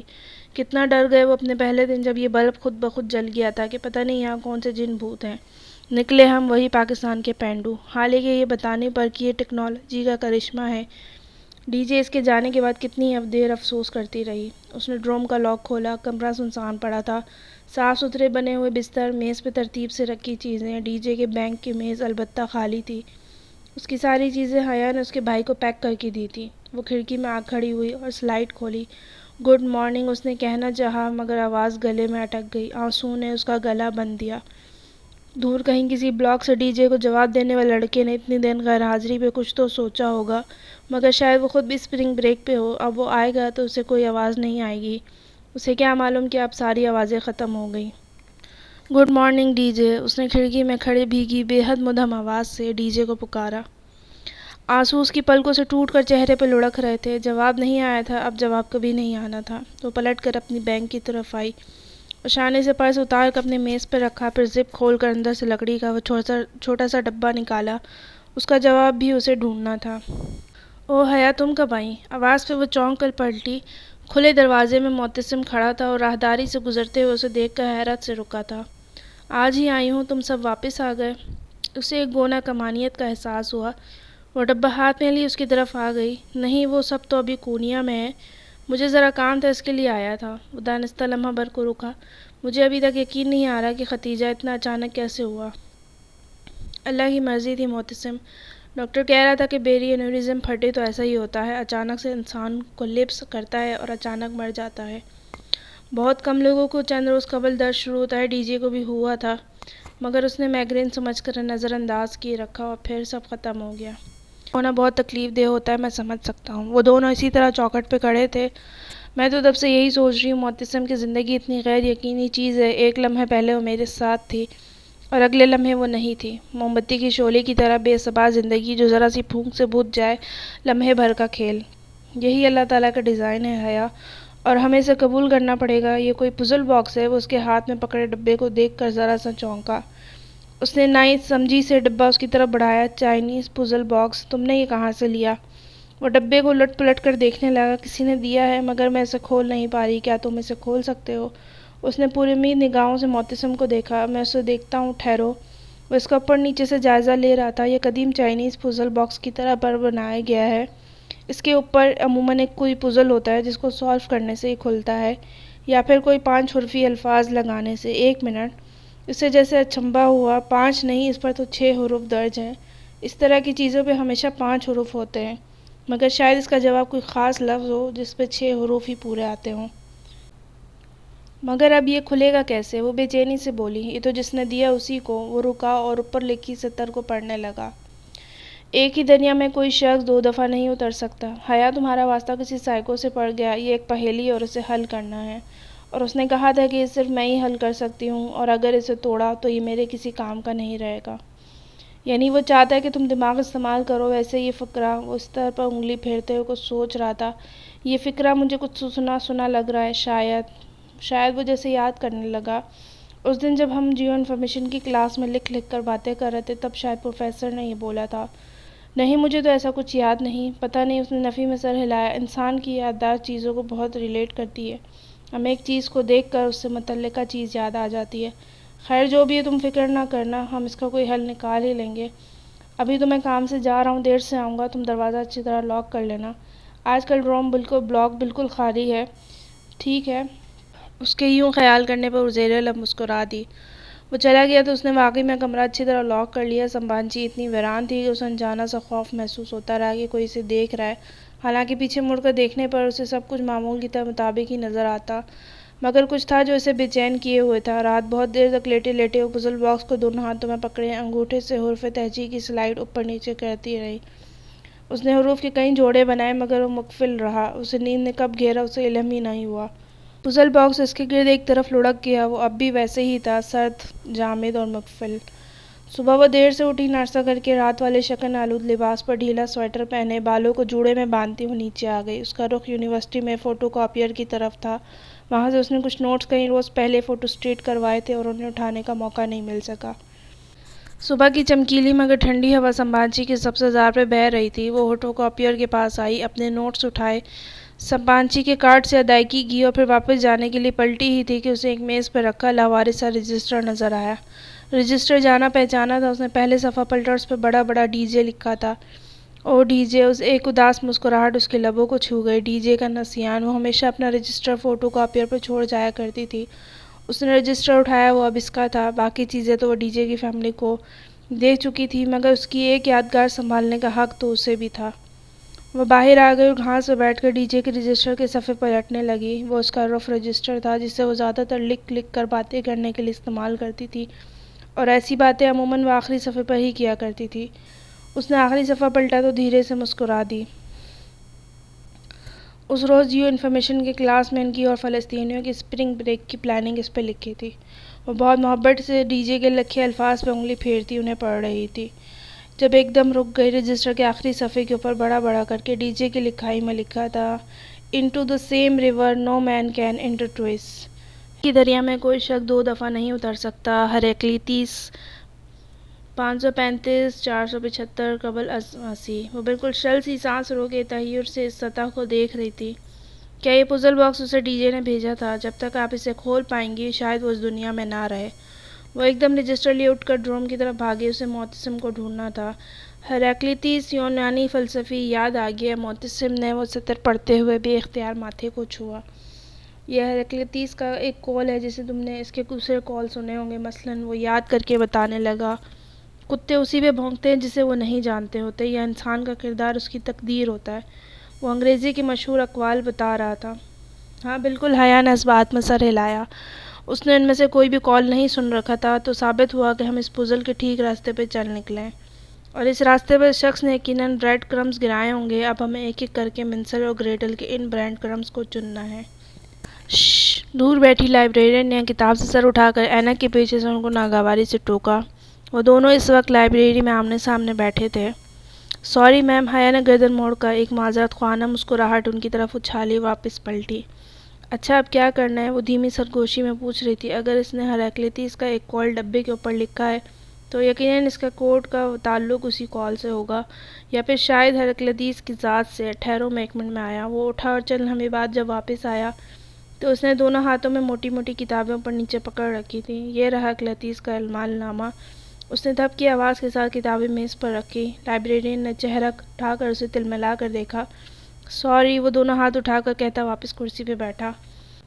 میں لاء کی اسٹوڈنٹ ہو کر فلاسفی کی اتنی موٹی موٹی کتابیں پڑھوں، یہ مجھ سے نہیں ہوگا۔ میں ہیراکلیٹس کو گوگل کر لیتی ہوں۔ لیپ ٹاپ ادھر دکھاؤ۔ اس نے ساتھ رکھے معتصم کے لیپ ٹاپ کا رخ اپنی طرف گھمایا اور کی پیڈ پہ انگلیاں رکھیں۔ اف! جب اتنے سارے ڈھیر نتیجے کھلے تو وہ بیزار سی ہو گئی۔ اسے جلدی سے کوئی جواب چاہیے تھا اور بس۔ جلدی سے وہ باکس کھولنا تھا۔ اتنے لمبے لمبے ڈاکیومنٹس کو پڑھنے کا اس کا حوصلہ نہیں تھا۔ ادھر لاؤ، میں پڑھ کر تمہیں مین پوائنٹس بتاتا ہوں۔ اس کی کوفت دیکھ کر معتصم نے لیپ ٹاپ اپنی طرف گھمایا، پھر اسکرین پر نگاہیں دوڑاتے پڑھنے لگا۔ اچھا۔ ہیراکلیٹس کا تعلق ایشیا مائنر سے تھا۔ خاصا بدمزاج فلاسفر تھا۔ اپنے علاقے میں چیف پریسٹ بھی رہا تھا اور کافی خاندانی سے تھا۔ بڑے بڑے فلسفیوں کو خاصی حقارت سے دیکھتا تھا۔ اس کے خیال میں ہیومر کو بھرے چوک میں لے جا کر درے مارنے چاہیے اور ہی سوٹ اتنا جاہل ہے کہ اسے دن رات کا فرق نہیں پتا۔ ہراکلیتس کے مشہور اقوال یہ ہیں: گدھے سونے پر گھاس کا ترجیح دیتے ہیں، کتے ہر شخص پہ بھونکتے ہیں جسے وہ نہیں جانتے، اور بس کر دو معتصم ورنہ میں پاگل ہو جاؤں گی۔ اس نے جھنجھلا کر لیپ ٹاپ کی اسکرین ہاتھ سے دبا کر فولڈ کر دی۔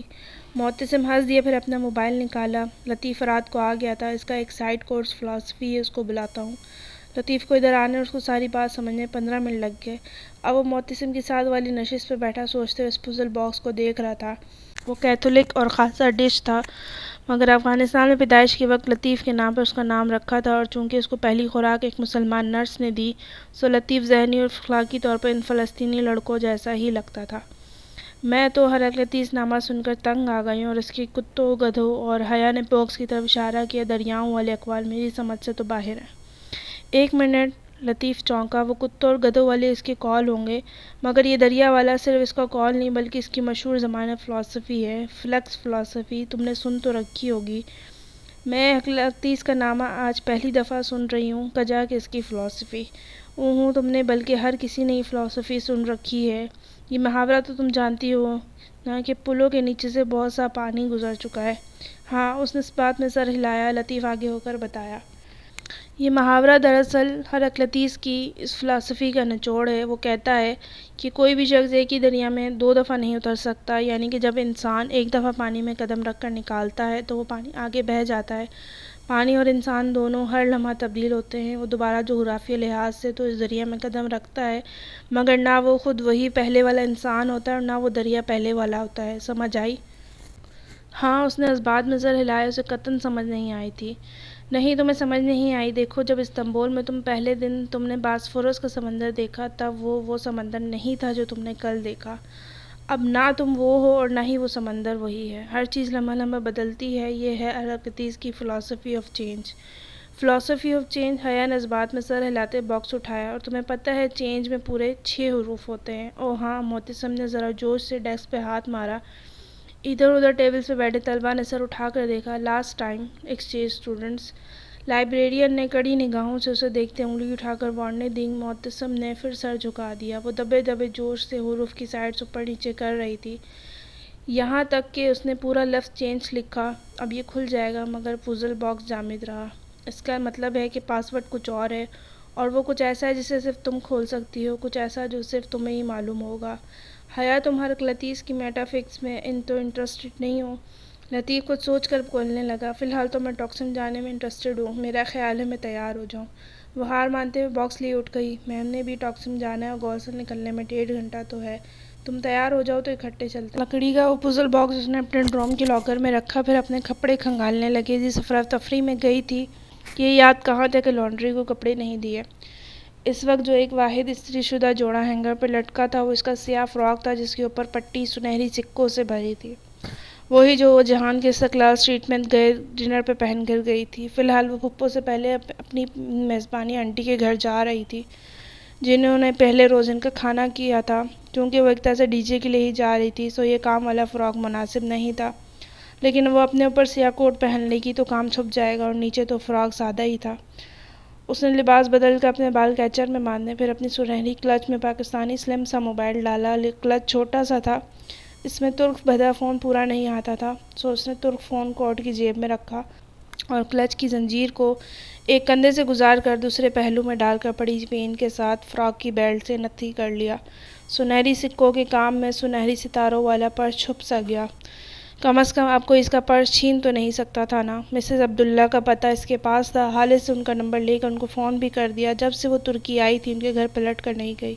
اب اسے لازمی جانا چاہیے تھا۔ گورسل میں وہ درمیانی رستے والے نشست پہ بیٹھی تھی۔ راستے کے اس طرف معتصم اور اس کے ساتھ لطیف بیٹھا تھا۔ حیا کے بائیں جانب کھڑکی کے ساتھ والی نشست پر ایک ترکی لڑکی بیٹھی تھی۔ تمہارا فلوٹیلا فلسطین کب پہنچے گا معتصم؟ وہ سیاہ کوٹ کی جیبوں میں ہاتھ ڈالے اس کی طرف گردن موڑ کر اسے مخاطب ہوئی۔ جون میں پہنچ جائے گا۔ اسرائیلی اسے داخل تو نہیں ہونے دیں گے نا؟ امید تو ہے، کیونکہ یہ فلوٹیلا ترکی کا ہے اور اس میں بہت سے ممالک کے وفد بھی ہیں، جواب لطیف نے دیا تھا۔ اور اگر اسرائیلیوں نے ایسا ہونے دیا تو آخری بنی اسرائیل سے کسی بھی چیز کی توقع کی جا سکتی ہے۔ تو پھر یہ یاد رکھنا کہ جتنے بنی اسرائیل وہ ہیں اتنے ہم بھی ہیں۔ وہ سامنے دیکھو، وہ اسرائیلی ایمبیسی ہے۔ معتصم کے اشارے پر ان دونوں نے گردنیں اونچی کر کے ونڈو اسکرین کے پار دیکھا جہاں ایک جھنڈے والی عمارت دکھائی دے رہی تھی۔ اگر فلوٹیلا غزہ نہ پہنچا تو میں وعدہ کرتا ہوں کہ یہ ایمبیسی دوبارہ استنبول میں نظر نہیں آئے گی۔ میں تمہارے ساتھ ہوں۔ لطیف نے اس کے شانے پر ہاتھ رکھا۔ می ٹو، حیا نے فوراً کہا۔ پاس بیٹھی ترک لڑکی فوراً انگلی اوپر کی، وہ بے اختیار ہنس دی۔ ویسے معتصم، ٹالی کو اغوا کرنا زیادہ مناسب رہے گا نہیں؟ لطیف کی بات پر سب ہنس پڑے۔ اسے یاد تھا ڈی جے کو ان کی ٹالی سے دوستی کتنی بری لگتی تھی۔ ٹکسم اسکوائر پر مغرب اتر رہی تھی، ہر طرف اندھیرا سا تھا۔ اسکوائر کی بتیاں ایک ایک کر کے جلنے لگیں۔ تم نے جانا کدھر ہے؟ ہم تمہیں چھوڑ دیتے ہیں، اکیلی مت جاؤ۔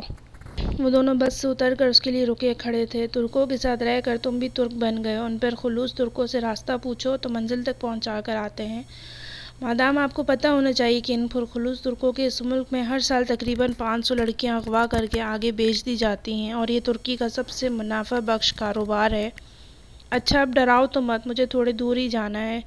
وہ تینوں سڑک کے کنارے ساتھ ساتھ ہی چلنے لگے۔ تم اپنی آنٹی کے گھر جا رہی ہو؟ ہاں، مجھے ابھی اپنی ہوسٹ آنٹی کے گھر بھی جانا ہے۔ کچھ دن بعد میں جب واپس آؤں گی تو اس پزل باکس کا حل ڈھونڈیں گے۔ وہ تینوں باتیں کرتے ہوئے ٹھنڈی ہوا میں ساتھ چل رہے تھے۔ مجسمہ آزادی ان کے پیچھے رہ گیا تھا۔ لاؤنج میں سوگواری سی چھائی تھی۔ مسز عبداللہ اور ان کی سرخ بالوں والی بیٹی مہر مغموم سی سامنے صوفے پہ بیٹھی تھی۔ حیا کے صوفے سے ذرا دور کارپٹ پہ مہر کی بیٹی عروہ کشن کا سہارا لیے لیم دراز ریموٹ پکڑے ٹی وی پر کارٹون دیکھ رہی تھی۔ آپ کو پتہ ہے ہم دونوں ہر ہفتے آپ کی طرف چکر لگانے کا پلان بناتے تھے، مگر ہر دفعہ کچھ نہ کچھ روک لیتا۔ اور اب اس نے تعصب سے سر جھٹکا، تو مجھے اسی روز بتا دیتی تو کم از کم میں اسے دیکھ ہی لیتی، پھر کلیئرنس ملنے میں تمہاری مدد کروا دیتی۔ تم کتنی پریشان رہی ہوگی۔ مجھے تو اپنی آنٹی کو بتانے کا بھی ہوش نہیں تھا، ایسے اچانک دھچکا لگا کہ اس نے فقرہ ادھورا چھوڑا اور سر جھکا کر انگلی کی پور سے آنکھ کا کنارہ پہنچا۔ مہر نے بے فکر مندی سے اس کی طرف دیکھا۔ تم بہت کمزور ہو گئی ہو پہلے سے حیا، اور تمہاری رنگت بھی کملا گئی ہے۔ بس بخار ہو گیا تھا اور پھر سفر کی تھکان۔ وہ اداسی سے مسکرائی۔ وہ واقعی بہت پسماردہ اور تھکی تھکی سی لگ رہی تھی۔ میں ذرا کھانے کا کچھ کر لوں؟ مسز عبداللہ اٹھیں تو وہ بے اختیار کہہ اٹھی، کھانا پھپھو کی طرف ہے، میں بس چائے پیوں گی۔ پھر مجھے صرف 10 منٹ دو، وہ اجلت سے کہتی کچن کی طرف بڑھ گئی۔ مہر بھی ان کے پیچھے جانے کے لیے اٹھی، پھر عروہ کو دیکھا۔ عروہ، تم حیا کو کمپنی دو، اور فار گاڈ سیک عروہ، جب کوئی مہمان آتا ہے تو ٹی وی نہیں دیکھتے۔ اس نے جاتے جاتے بچی کو خفگی سے گھورا۔ عروہ گڑبڑا کر سیدھی ہوئے مڑ کر حیا کو دیکھا، پھر سادگی سے مسکرا دی، سوری، کوئی بات نہیں، تم بے شک کارٹون دیکھ لو، میں بور نہیں ہوں گی۔ ویسے کون سا کارٹون ہے یہ؟ اسے کارٹون ذرا شناسا لگے تو آنکھیں سکیڑ کر اسکرین کو دیکھنے لگی۔ کیپٹن پلینٹ آپ نے دیکھے ہیں کبھی؟ عروہ دبے دبے زور سے بتاتی سیدھی ہو کر بیٹھ گئی۔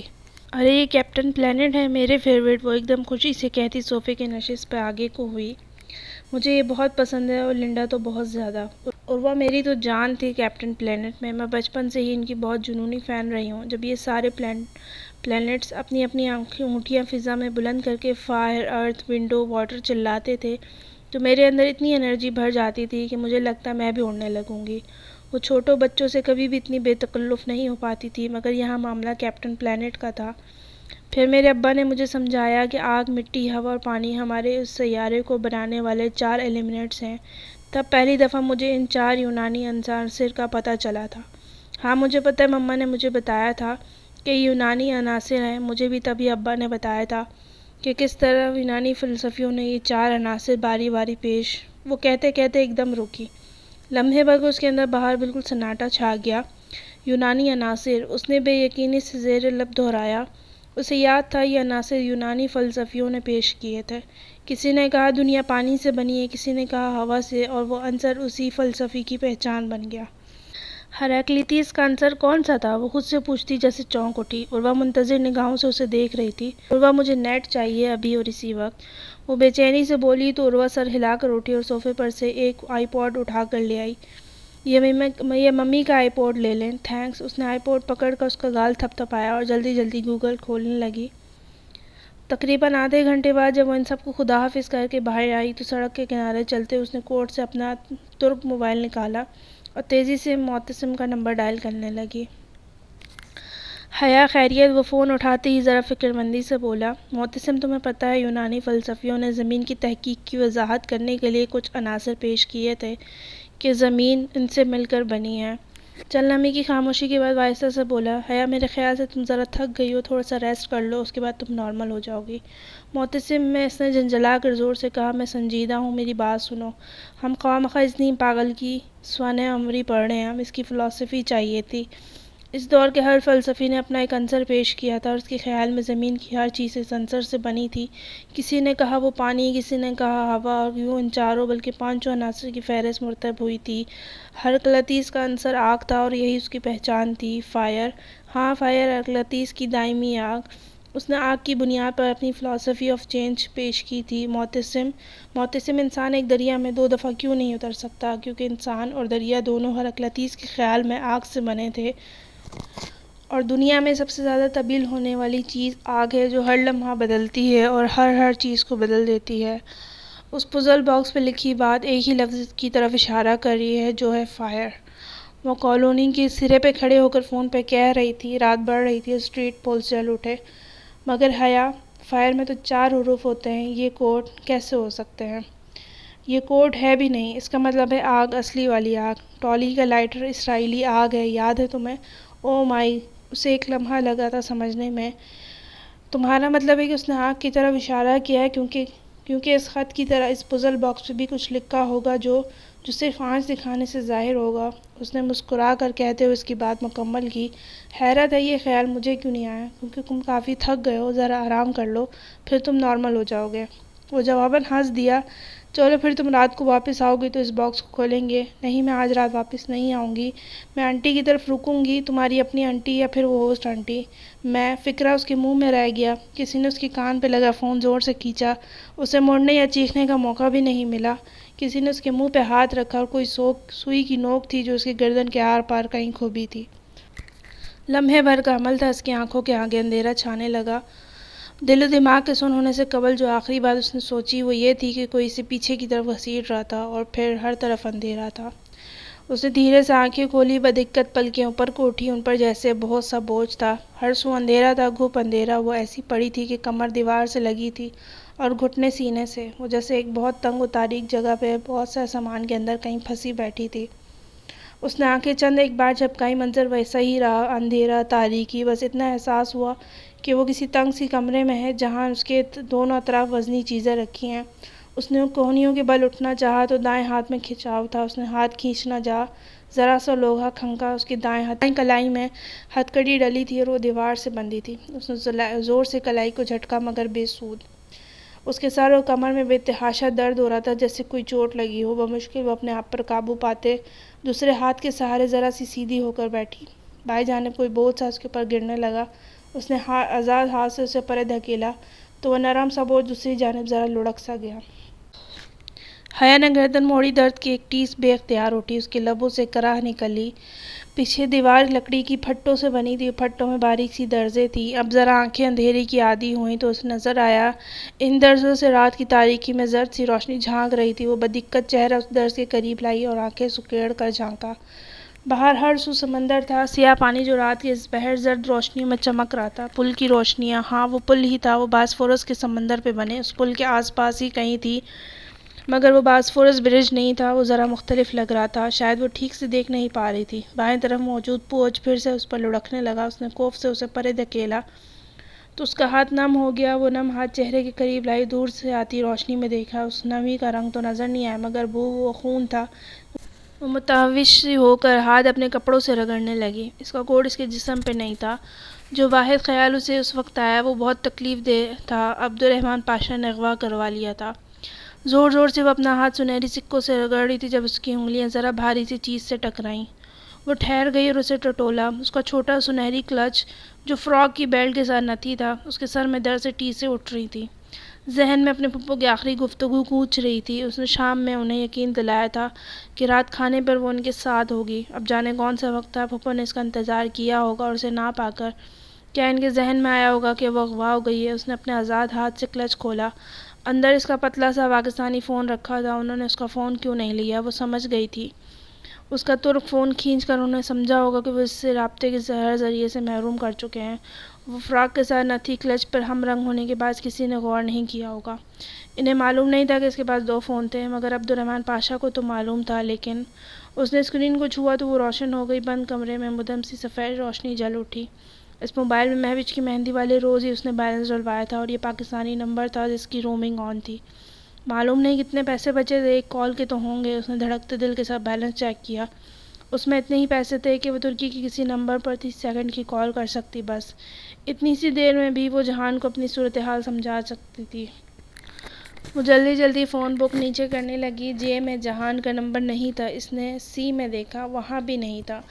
وہ ذرا حیرت سے سبین پھپھو کا نمبر تلاشنے لگی، ان کا نمبر بھی غائب، بس پاکستانی نمبر تھے۔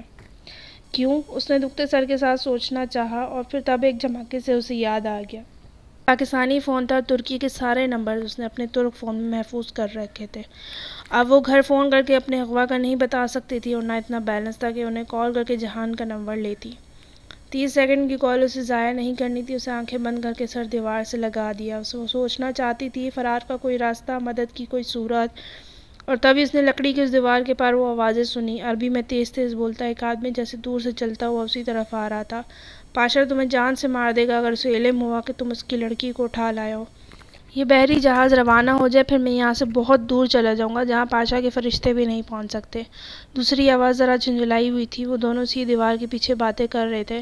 تم امید کرو، اور اچھی امید کرو، کیونکہ اگر پاشا کو آواز دور جا رہی تھی، اب وہ بم ہو گئی تھی۔ اس نے ان کی باتوں پہ غور کرنا چاہا۔ وہ پاشا کا ذکر کر رہے تھے، کچھ ایسا جو اس کے علم میں نہیں تھا، بحری جہاز کی روانگی اور پاشا کی لا علمی۔ تو کیا پاشا کے کہنے پہ ہوگا نہیں کی گئی تھی؟ وہ کتنی ہی دیر اپنے درد کرتے سر کے ساتھ سوچنے کی کوشش کرتی رہی، مگر کچھ سمجھ نہیں آ رہا تھا۔ اس نے ہاتھ میں پکڑے فون کو دیکھا۔ اس فون میں ترکی کا ایک ہی نمبر تھا۔ جب وہ ریسٹورنٹ میں اپنا ترک موبائل چھوڑ کر گئی تو اسے اسی پاکستانی فون پہ پاشا نے کال کیا تھا۔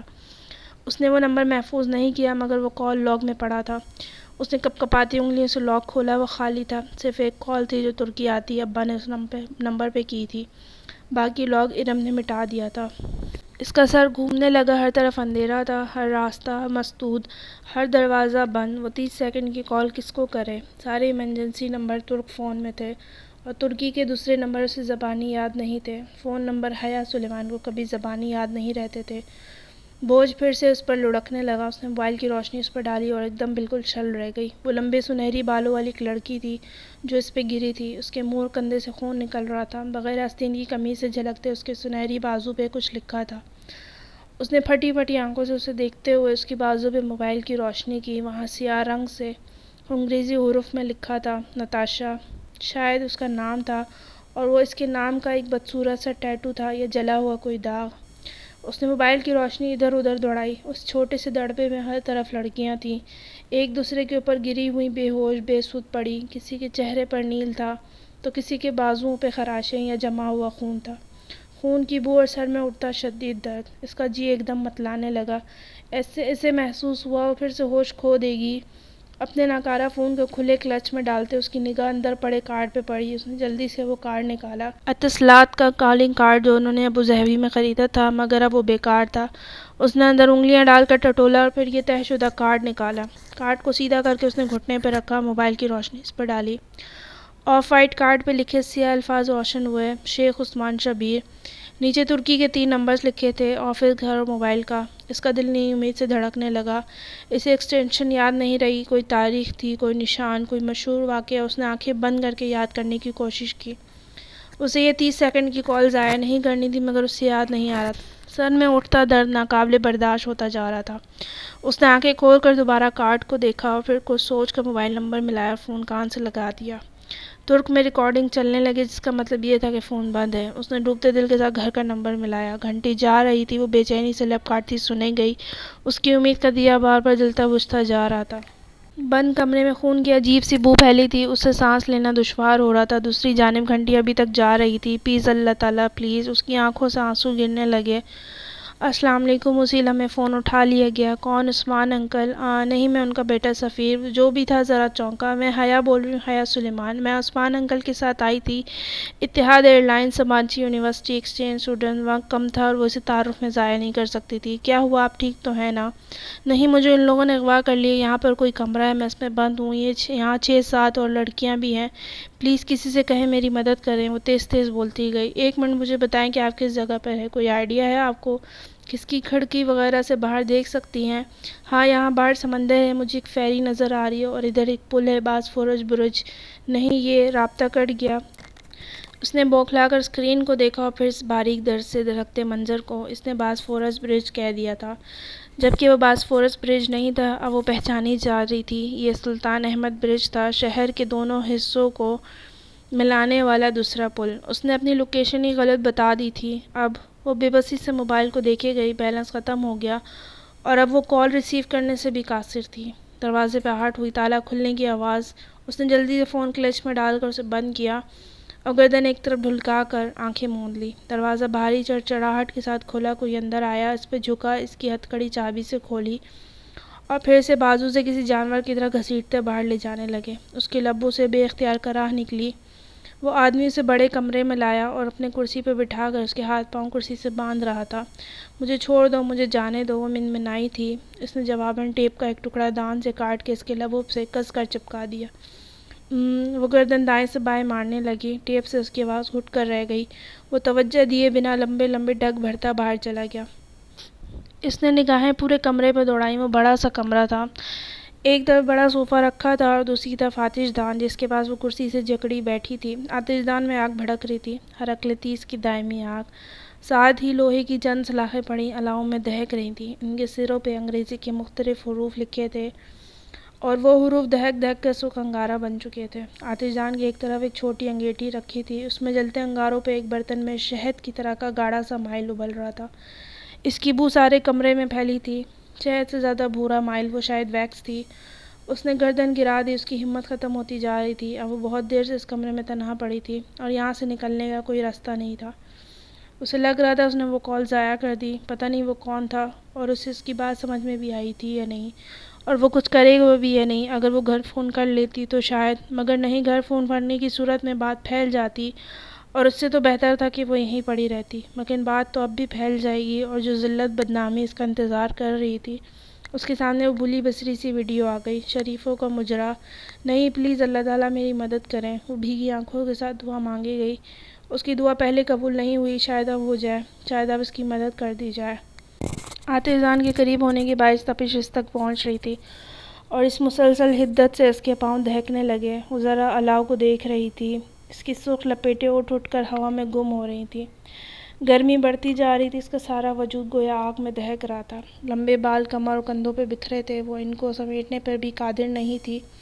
اس نے پورا زور لگا کر کرسی کو پیچھے دھکیلنا چاہا مگر وہ نہیں ہلی۔ پسینے کی چند بوندیں اس کی گردن اور پیشانی پہ چمک رہی تھیں۔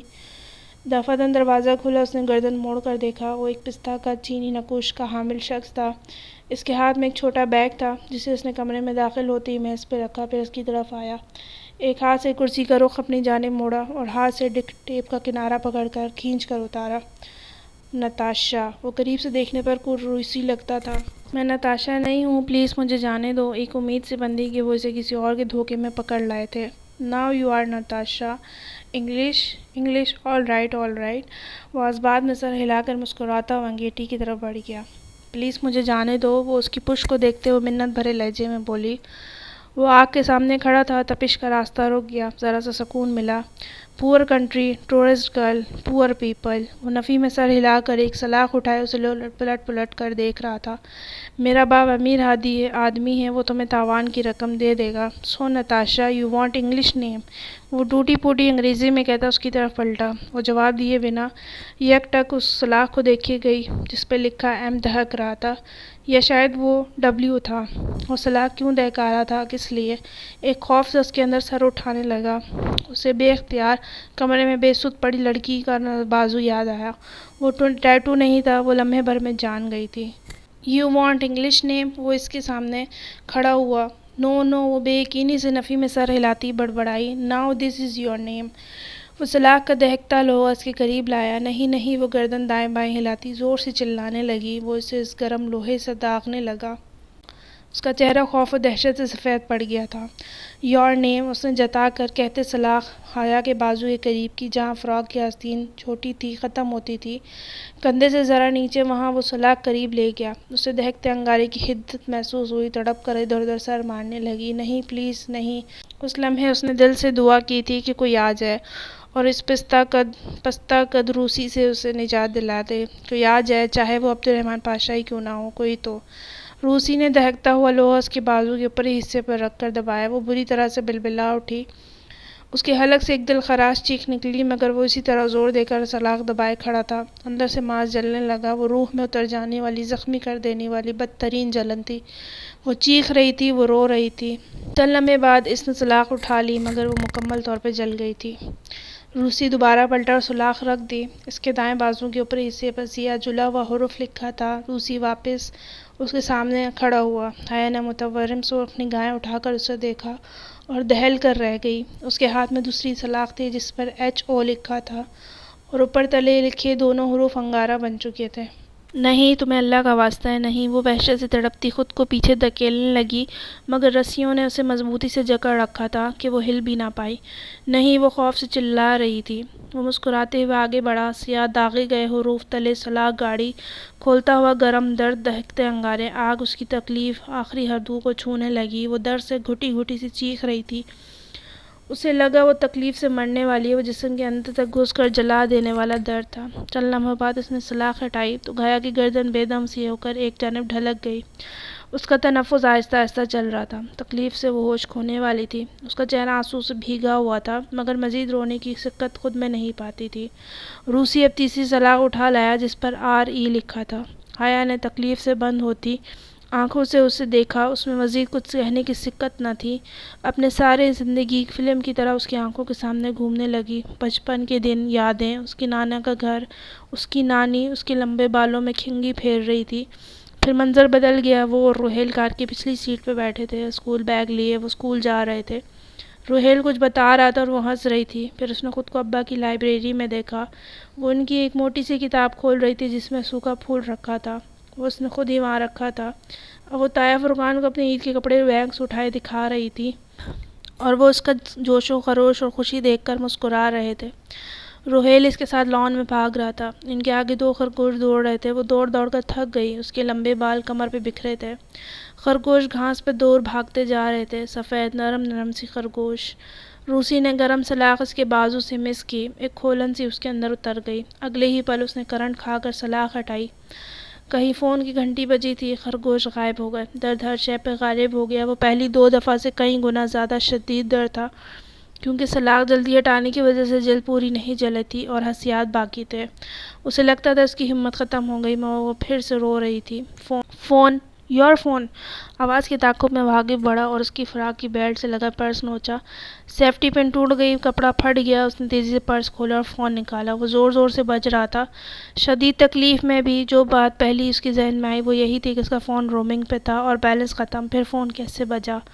روسی کبھی بے یقینی سے اسے دیکھتا، کبھی فون کو۔ پھر اس نے فون کان سے لگایا۔